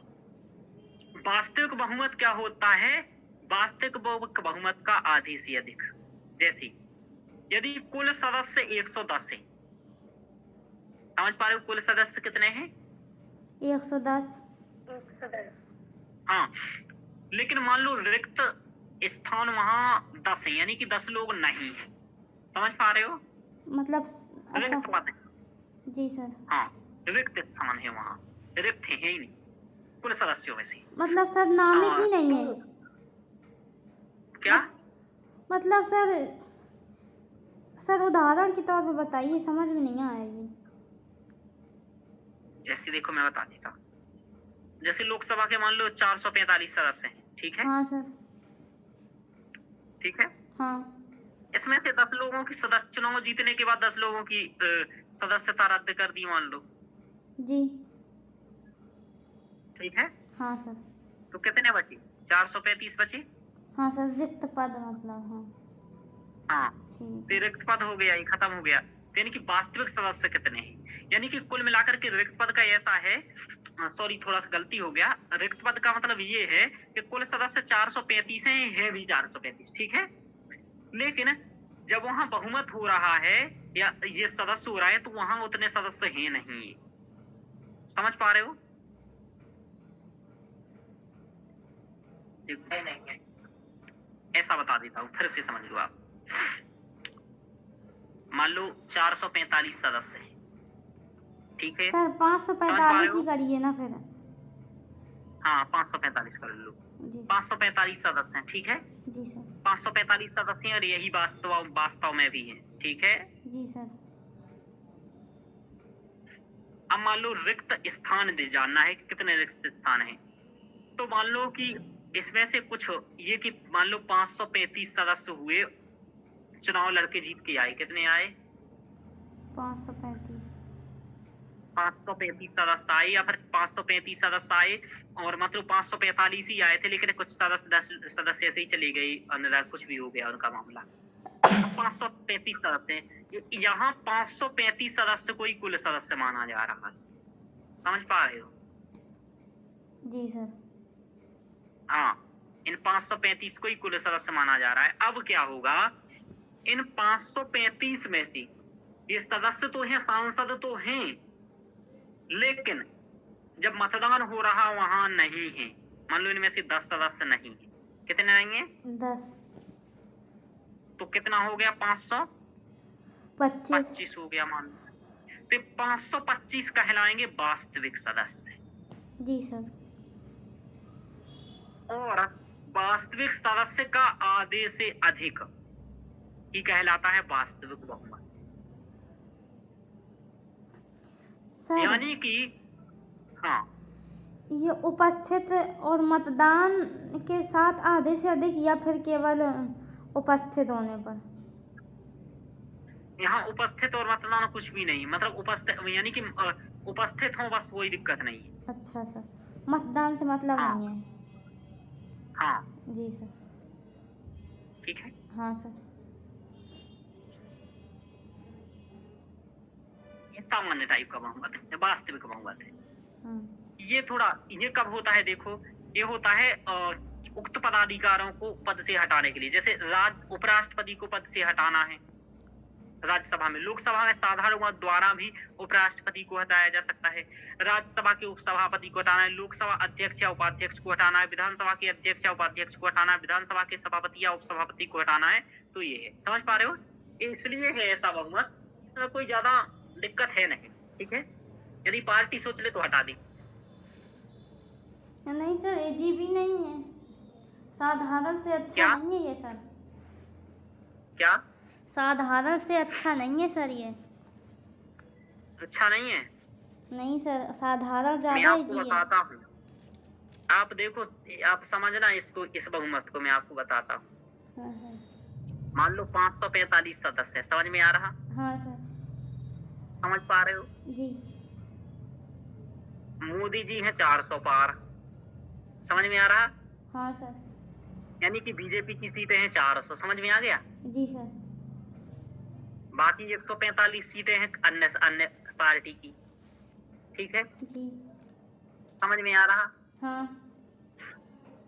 अब एक बात समझो, अब यहाँ सदस्य मदस्य यानी कि टोटल मिला करके मान लो अब कितना, अब बीजेपी कहे कि सभी सदस्य, अब ये 145 सदस्य यानी कि कांग्रेस सोच ले कि हमें क्या करना है, लोकसभा अध्यक्ष को हटाना है, समझ में आ रहा? जी सर। अब मोदी जी ने सभी सदस्यों से कह दिया आ जाना आज, अब सब सदस्य आ गए। अब आप करके दिखा दो कि 545 में से सभी सदस्य, मान लो 540 सदस्य थे, ठीक है। हाँ सर। अब 540 में से आधे से अधिक कर दो, कितना हुआ? 270 के करीब हुआ शायद, है ना? हाँ सर। 250 और 20 हुआ, 270 हुआ। 271 बहुमत हो गया। क्या कांग्रेस कर पाएगी? नहीं कर पाएगी। नहीं हटा पाएगी, तो बहुत खतरनाक है। मतलब ये भी ऐसा नहीं कि इसको मतलब ज्यादा मन में, यानी कि यदि सत्ता पक्ष नहीं चाहेगा तो नहीं हो पाएगा ये, ठीक है। हाँ चलिए आगे चलते हैं। अब देखो पूर्ण बहुमत, विशेष बहुमत से क्वेश्चन नहीं आएगा, ठीक है। मतलब सॉरी, ये वास्तविक बहुमत से क्वेश्चन नहीं आएगा पेपर में, ज्यादा इंपॉर्टेंट नहीं है। चलिए, पूर्ण बहुमत का मतलब क्या होता है? कुल सदस्यों का आधे से अधिक, यानी कि टोटल कितने सदस्य हैं? 545, समझ में आ रहा? हाँ सर। हाँ, जो रिक्त पद कितने हैं कोई मतलब नहीं है, समझ में आ रहा? 545 में से आधे से अधिक कर दो, तो आधे से अधिक कितना होता है 545 का? अभी देखा था हम लोगों ने 470, 540 का, तो उसी को 2-3 सीट और बढ़ा लो, ठीक है? हाँ हाँ, तो 3 सीटें और बढ़ा लो, तो 575 मान लो, कुल मिलाकर के ऐसे मान लो 275, ठीक है? ये बहुत है, इतना बहुत है, चलिए। तो ऐसा है कि कुल सदस्यों का 73 टोटल सर, अब देखो, 273 अब आया है। विशेष बहुमत। हाँ, तो देखो साधारण बहुमत और विशेष बहुमत ही याद रखना। साधारण बहुमत क्या था?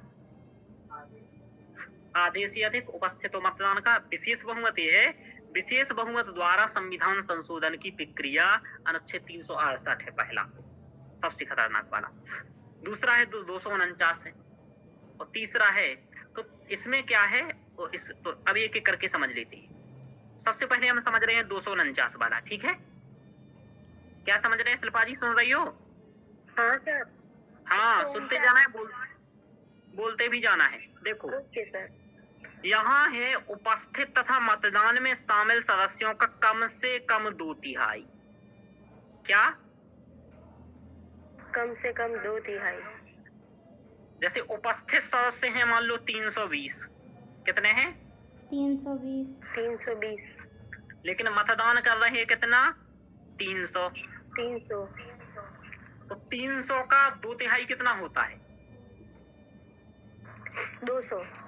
हाँ, तो 2/3 ये लगाने का अर्थ सीधा साधा ये समझ लो कि जब ऐसा कहे कोई कि 2/3, तो तिहाई का मतलब 3 हिस्से में से 2 हिस्से, समझ में आ रहा? जी सर। तो 300 के 3 हिस्से कर दो, 100 100 100 100, और 2 का चाहिए हिस्से चाहिए, यानी कि 200, यानी कि और 2/3 से अधिक चाहिए, कम से कम 2/3 यानी कि 200, यानी कि 249 के तहत बहुमत क्या हुआ?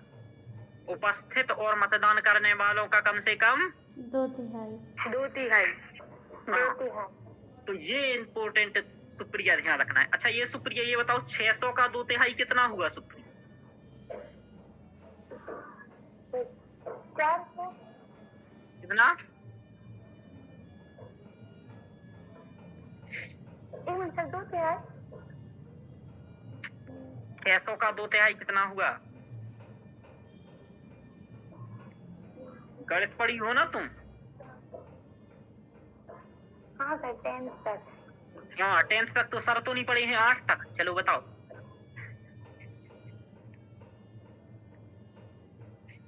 क्या है, बोलिए। 400 होगा। 400, इतना थोड़ा सा दिमाग लगाओ। चलो बताओ 1800 का 2/3 कितना होगा सुप्रिया?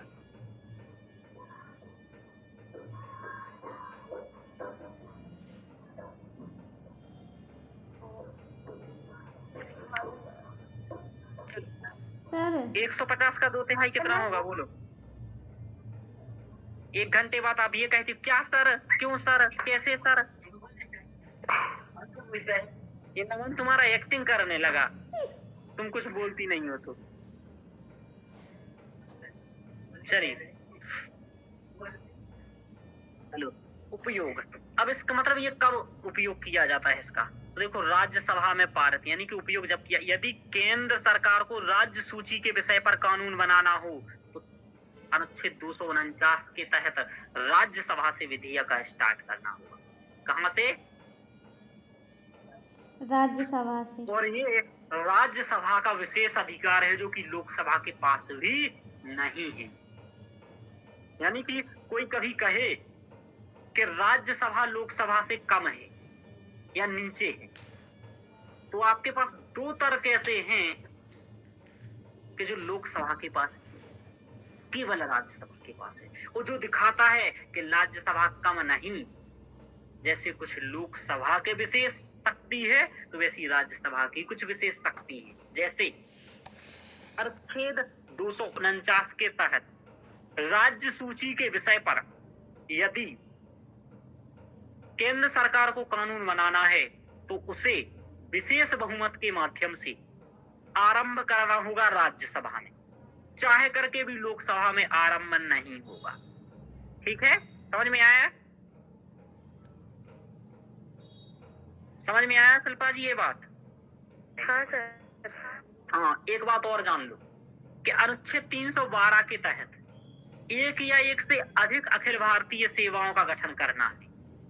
तो ये भी अनुच्छेद मतलब दो विशेष बहुमत के माध्यम से राज्यसभा से ही आरंभ करना होगा, ध्यान रखो। तो ये अनुच्छेद 312 है और अनुच्छेद 249 ये बिल्कुल दिमाग में घुसा लो जब कोई कह दे कि राज्यसभा लोकसभा से कमजोर है। बोलो यह कमजोर नहीं है, दोनों के अपने विशेष कार्य और उत्तरदायित्व और शक्तियां हैं। क्या कहोगे? कार्य, उत्तरदायित्व और शक्तियां हैं और दोनों अपने आप में अनूठे। समझ पा रहे हो? हाँ सर। क्या कहोगे? दोनों अपने आप में विशेष हैं। अनूठे। हाँ, अनूठे।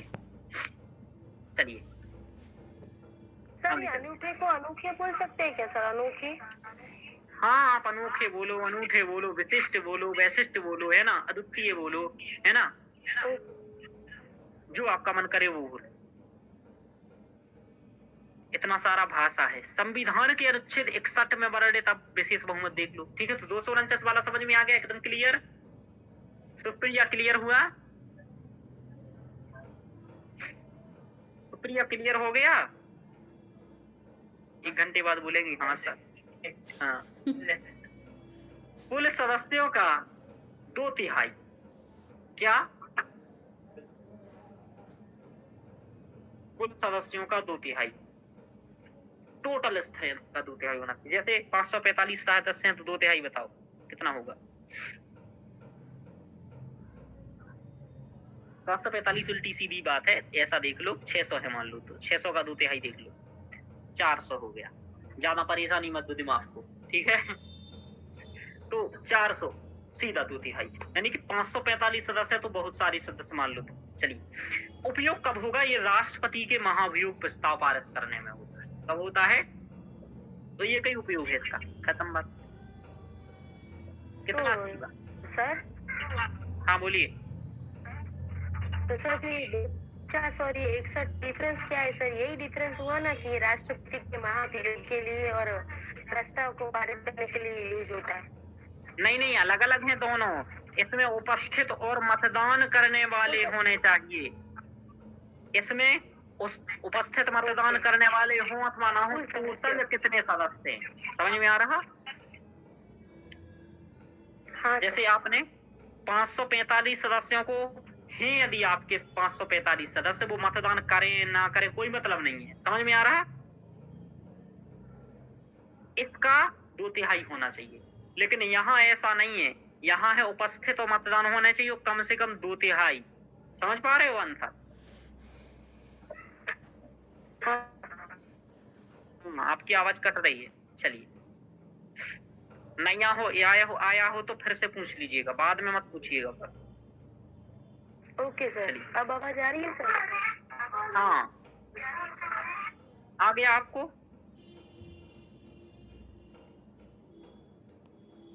समझ में आ गया? चलिए। हाँ सर। चलिए, तो संविधान के अनुच्छेद 368 में विशेष बहुमत को देखना है अब हम लोगों को, ये बहुत इंपॉर्टेंट है। देखो, तो संविधान अनुच्छेद 368 में वर्णित विशेष बहुमत साधारण का बहुमत अथवा पूर्ण बहुमत। देखो, इसके तहत 2 टाइप से, एक तो अनुच्छेद 249 के तहत वर्णित विशेष बहुमत, जैसे उपस्थित मतदान करने वालों का 2/3 हो। क्या कहा हमने? उपस्थित मतदान करने वालों का, है ना, 2/3 हो, यानी कि 2/3। एक होता है सदन का बहुमत या पूर्ण बहुमत। सदन का बहुमत हो, सदन में कितने लोग हैं, पूर्ण बहुमत, जो हमने पूर्ण बहुमत पहली बात बताया था, यानी कि आधे से अधिक। ठीक है? पूर्ण बहुमत का मतलब ये जो हमने यहाँ बताया था, देखो ध्यान रखो, टोटल स्ट्रेंथ का आधे से अधिक। ठीक है, ये कहलाता है पूर्ण बहुमत। तो टोटल स्ट्रेंथ का आधे से अधिक, यानी कि 545 में से आधे से अधिक हो। तो तब एक बार इस आंकड़े को दोनों का लगाओ, लगा के देखो। 545 में से उपस्थित मतदान का 2/3 करो। खाओ। सर 273 हो गया। 430। कितना हो गया? पता नहीं सर, शायद 430 होगा। कैसे होगा 430? सर 3 हिस्से करने हैं ना सर। हाँ 3 हिस्से करो।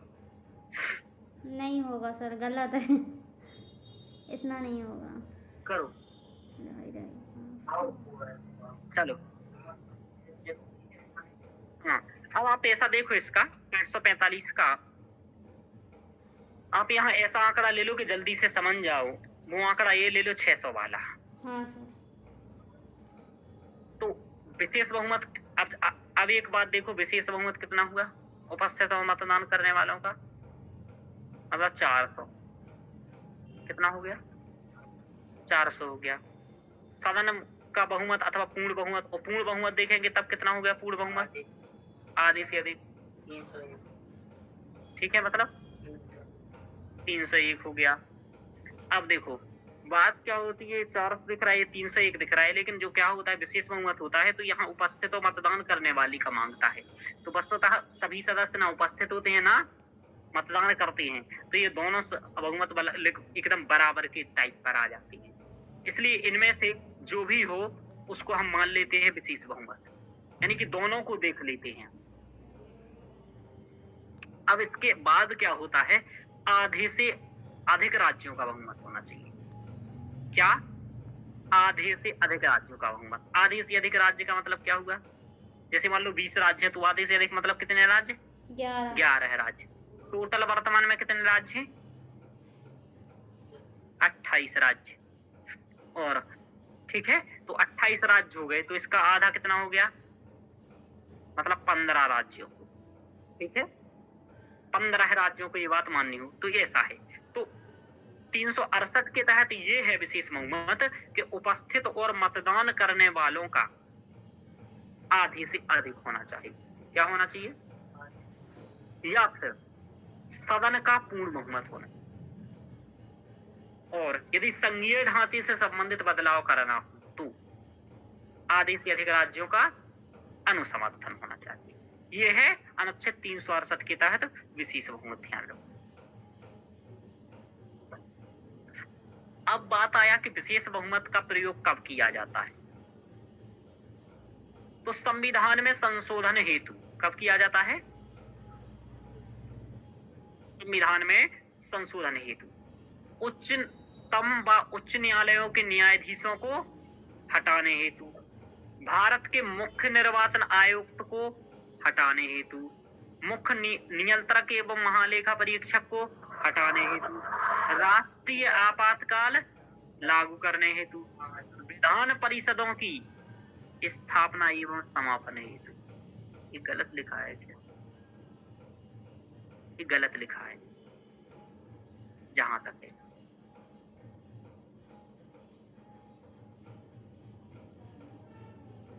ये हमें लगता गलत लिखा, इसको कट कर देना, ये यहाँ हो ही नहीं सकता है। ठीक है, इसको तुम लोग कट कर लेना है ना। ध्यान रखना, इसको हम लोग पहले ही पढ़ चुके हैं। कहाँ पढ़ चुके हैं? साधारण बहुमत में। ठीक है जी सर। और क्योंकि विधान परिषद का मामला कोई बड़ा है नहीं, समझ पा रहे हो, इसलिए ये बहुमत नहीं है इसमें। एक बार और चेक कर लेना। वैसे क्या ये वैसे ये है नहीं, गलत है, कट कर देना आप। और देखो, विशेष बहुमत द्वारा निम्न अनुच्छेदों में संशोधन की प्रक्रिया कठिन है। क्योंकि विधान परिषद राज्य का मामला है, समझ पा रहे हो ना, तो विधान परिषद बनाना सामान्य बात है। ठीक है, कोई बड़ी बात नहीं है ऐसी। भाई जिसको बनवाना बनवा ले, क्या दिक्कत है। चलिए, और खुद को तो बनाना नहीं है, समझ पा रहे हो, बनाना किसको है? संसद को। समझ में आ रहा रोशनी जी? हाँ जी सर। सर। हाँ चलिए, देखो राष्ट्रपति का यदि निर्वाचन होगा तो किस विशेष बहुमत प्लस निम्न संशोधन में की प्रक्रिया कठिन है, यानी कि विशेष बहुमत द्वारा निम्न अनुच्छेदों में संशोधन की प्रक्रिया कठिन है। यानी कि जो यहाँ दिख रहा है ना, इसमें विशेष बहुमत प्लस आधे से अधिक राज्यों का बहुमत चाहिए। क्या चाहिए? क्या चाहिए बोलो? अधिक का बहुमत विशेष चाहिए। बहुमत प्लस यानी आधे कि से इसमें अधिक राज्यों केवल का विशेष बहुमत। बहुमत चाहिए। और यहाँ विशेष बहुमत के साथ साथ ये आधे से अधिक राज्यों का समर्थन भी चाहिए। ऐसा क्यों? क्योंकि जो भी ये लिखे हैं इसमें कहीं ना कहीं राज्यों की भी भूमिका है। जैसे राष्ट्रपति के निर्वाचन में कौन कौन होता है? वो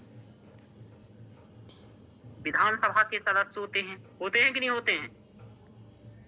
हाँ सर। राज्यसभा के सदस्य होते हैं कि नहीं होते हैं?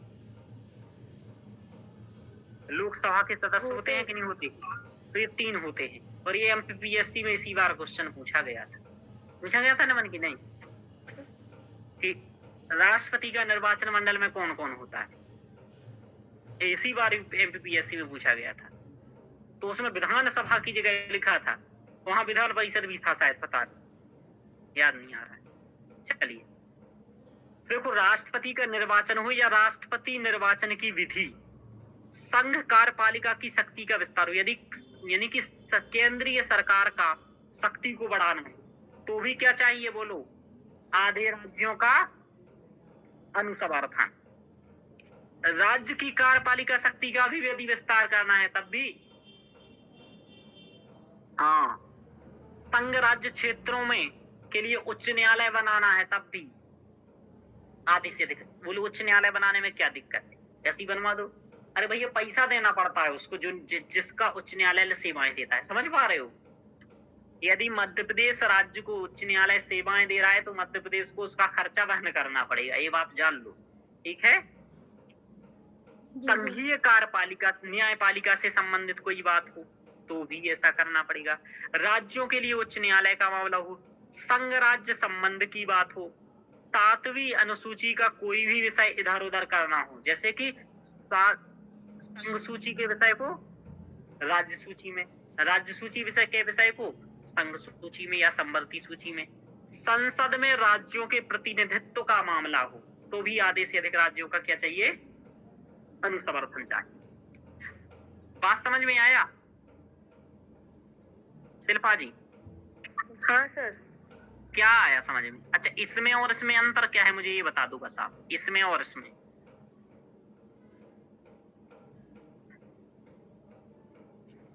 बोलो क्या अंतर है इन दोनों में?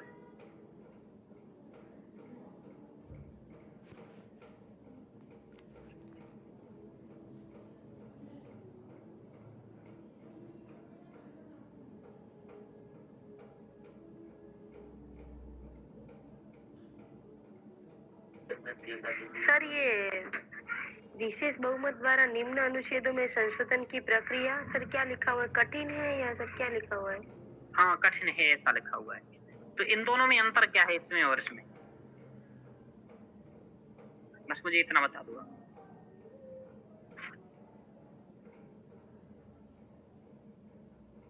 इसमें और इसमें क्या अंतर? सर ये फर्स्ट वाले में मतलब ये विशेष बहुमत इस प्रस्ताव कर सकते हैं, और ये सर जो अनुच्छेद है उसमें मतलब विशेष प्रस्ताव करना भी थोड़ा मुश्किल है, मतलब कठिन है। कैसे कठिन? क्या कठिन?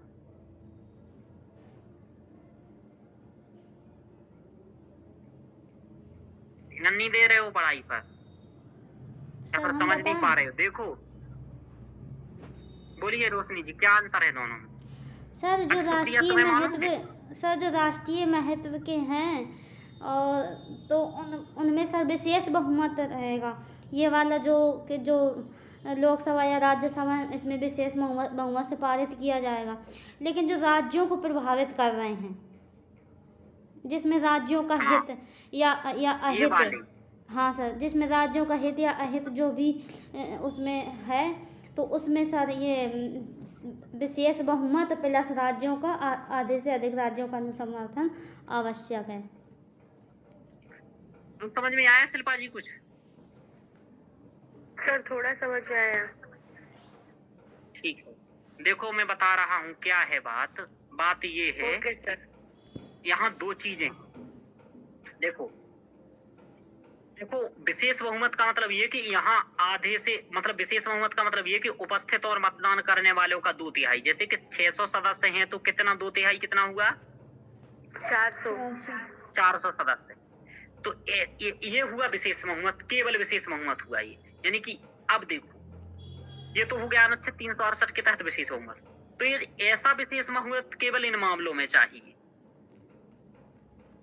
ठीक है। Okay sir. लेकिन यदि हमें इनके ऐसे के राष्ट्रपति के निर्वाचन में बदलाव करना है, संशोधन करना है, या राष्ट्रपति के इन सभी में किसी में भी करना हो, तो ये तो चाहिए ही चाहिए है 600 में से 400, यानी कि विशेष बहुमत।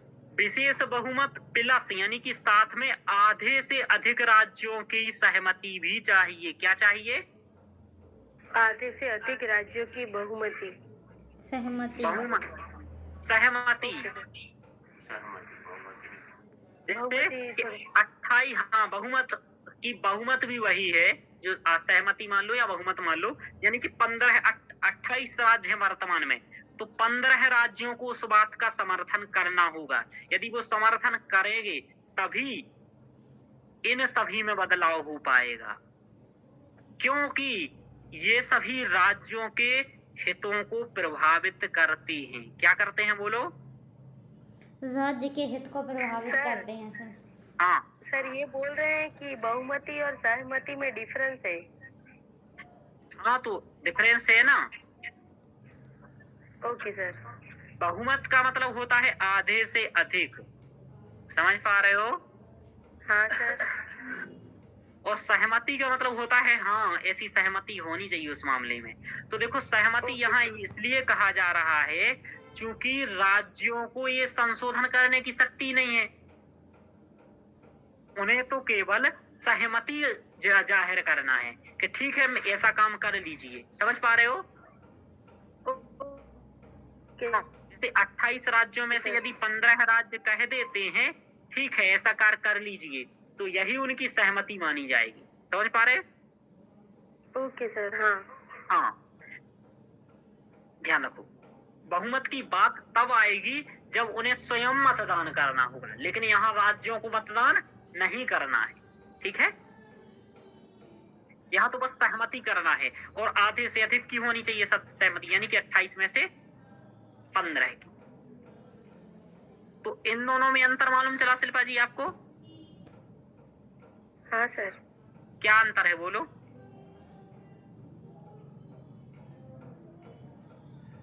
बोलो। हाँ सर, पता चला सर। क्या अंतर है? सर, इसमें दो इसे तो ये संविधान संशोधन हेतु जो ये सर ये पॉइंट है ना सर, इसमें 2/3 मत होने चाहिए। हाँ, लेकिन सर जो ये सर ये जो नीचे वाले सारे के सारे पॉइंट है ना, इसमें ये 2/3 मत तो होने ही चाहिए, लेकिन राज्यों में आधे से अधिक राज्यों की सहमति होनी चाहिए। Very good. क्यों होनी चाहिए सहमति?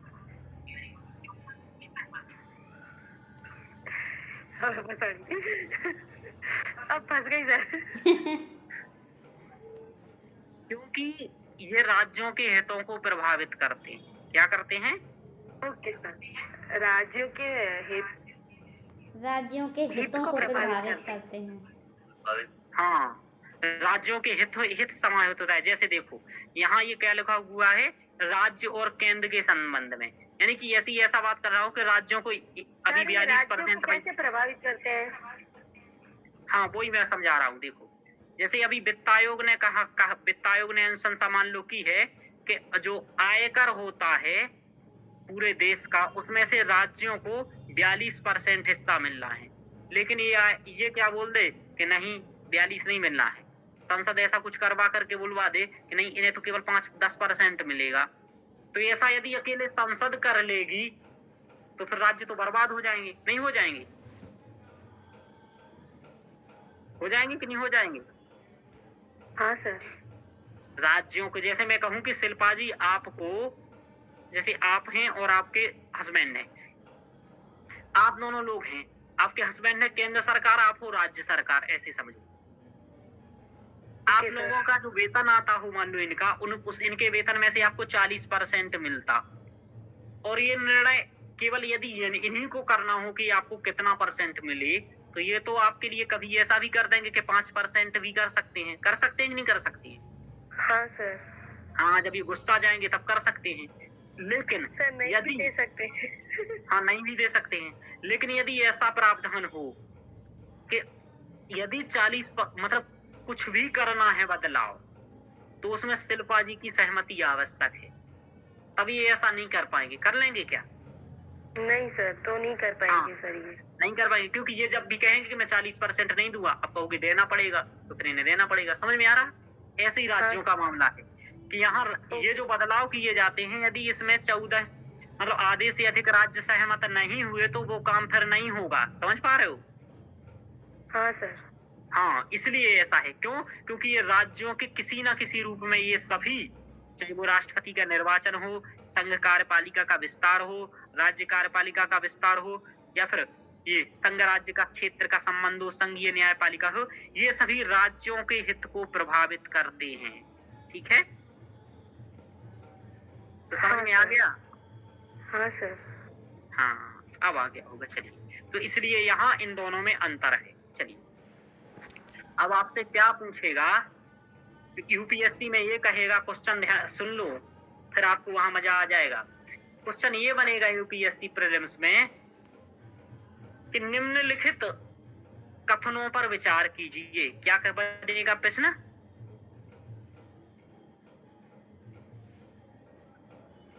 निम्नलिखित कथनों पर विचार कीजिए।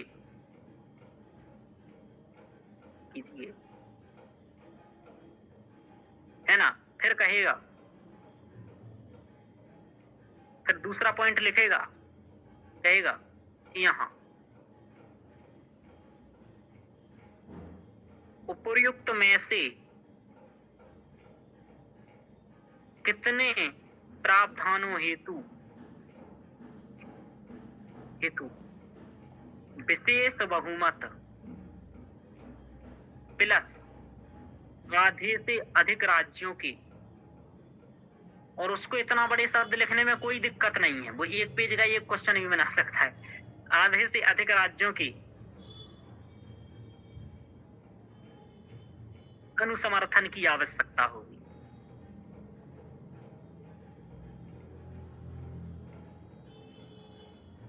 समझ पा रहे हो? हाँ सर। तो यहाँ आपको 4 पॉइंट देगा लिख करके, तो आपको ये याद रखने हैं कि इस मामले में आधे से अधिक राज्यों की अनुसमर्थन की आवश्यकता होगी। ये अभी आपको कम समझ में आ रहा होगा, क्योंकि आपने अभी कंप्लीट पॉलिटी पढ़ी नहीं है, लेकिन जैसे ही पॉलिटी पढ़ लोगे आप कंप्लीट, और फिर इस चीज का रिवीजन करोगे, इस लेक्चर का एक बार रिवीजन करोगे, तो ये समझ में आ जाएगा। और ये चूंकि लेक्चर रिकॉर्ड हो रहा है, तो एक बार कंप्लीट पॉलिटी पढ़ने के बाद आप कंप्लीट लेक्चर फिर से एक बार देखिएगा। समझ में आ रहा? तभी आपको पॉलिटी समझ में बहुत अच्छे से आ पाएगी, एक बार में नहीं आ पाएगी। समझ पा रहे हो? जी सर। चलिए, तो ये देखा आपने, ऐसे क्वेश्चन बनेंगे तो ये याद रखना। चलिए, तो ये हम लोगों ने विशेष बहुमत समझा। तो अभी कितना समय हुआ? बहुत हो गया।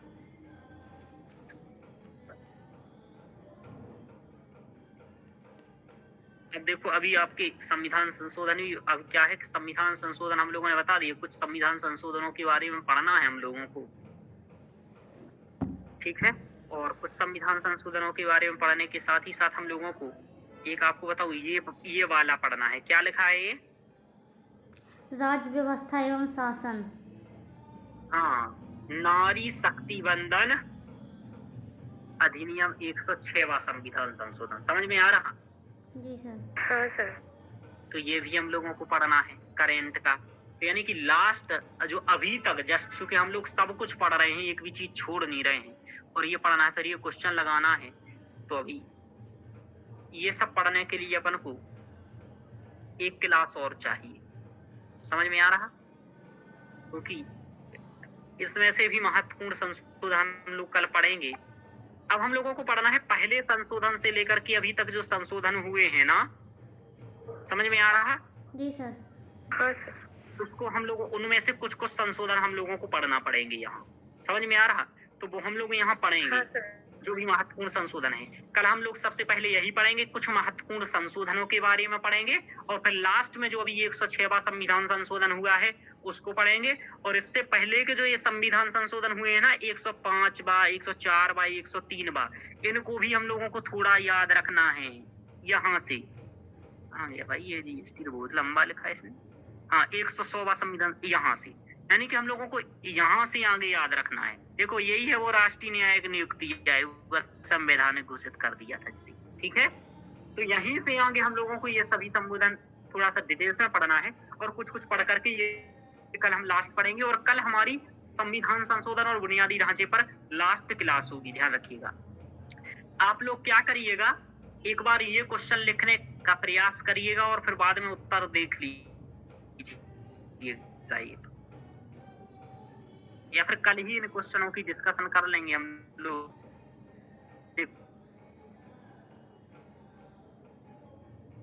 हाँ ये वाला क्वेश्चन लिखा ना आपने, देखा, इसका हम लोग कल चाहिए इस पर डिस्कशन कर लेंगे, ठीक है। ये वाला क्वेश्चन लिखा है, ऐसे 3-4 क्वेश्चन लिखे हैं, तो पहले आप स्वयं बिना उत्तर देखे लिखने का प्रयास करना। शिल्पा जी समझ रहे हो? शिल्पा जी? हाँ सर, हाँ सर। ये क्वेश्चन कल आप लिखने का प्रयास करना, उत्तर मत देखना, ठीक है। पहले स्वयं से लिखना, फिर आपको मालूम चलेगा कि मॉडल उत्तर कैसे लिखा जाता है। सर कौन सा क्वेश्चन? ये जो क्वेश्चन लिखे हुए हैं इसी नोट्स में पीछे लिखे हुए हैं, देखो आप।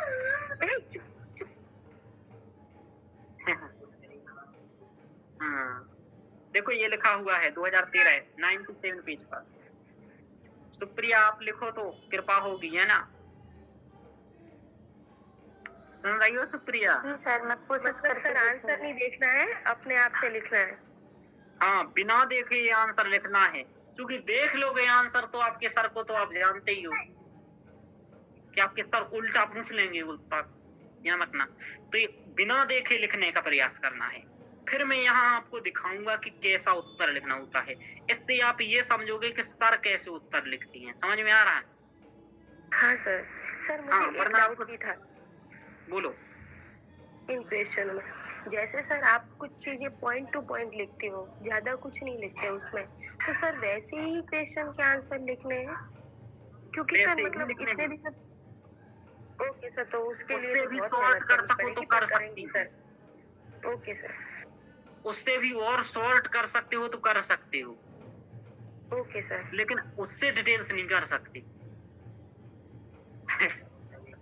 मेहनत करनी पड़ेगी तो इस मामले में करना पड़ेगी, क्योंकि पैराग्राफ लिखना आपको आता है, पॉइंट लिखती नहीं हो, और यहाँ जीएस में पॉइंट लिखता है। हाँ एक काम और करूंगा कि मैं आपको सर है ना अधिकतर सर जो क्लासेस देखी हुई है ना उसमें भी सर एक काम करते हैं, कल की क्लास हम लोग आंसर राइटिंग के लिए ही रखेंगे। मतलब पहले वो पढ़ लेंगे और फिर बाद में आंसर राइटिंग के लिए कल की नहीं रखेंगे तो परसों की रख लेंगे, ठीक है। और परसों मैं आपको आंसर राइटिंग का ही केवल दिखाऊंगा और एक टॉपर्स की कॉपी दिखाऊंगा, 1-2 की, ठीक है। और 7-8 उत्तर पढ़ाऊंगा, उनमें से दिखाऊंगा कि कैसे आपको उत्तर लिखना है। चलिए और बताइए, तो रिकॉर्डिंग बंद कर दीजिए ना। जी सर।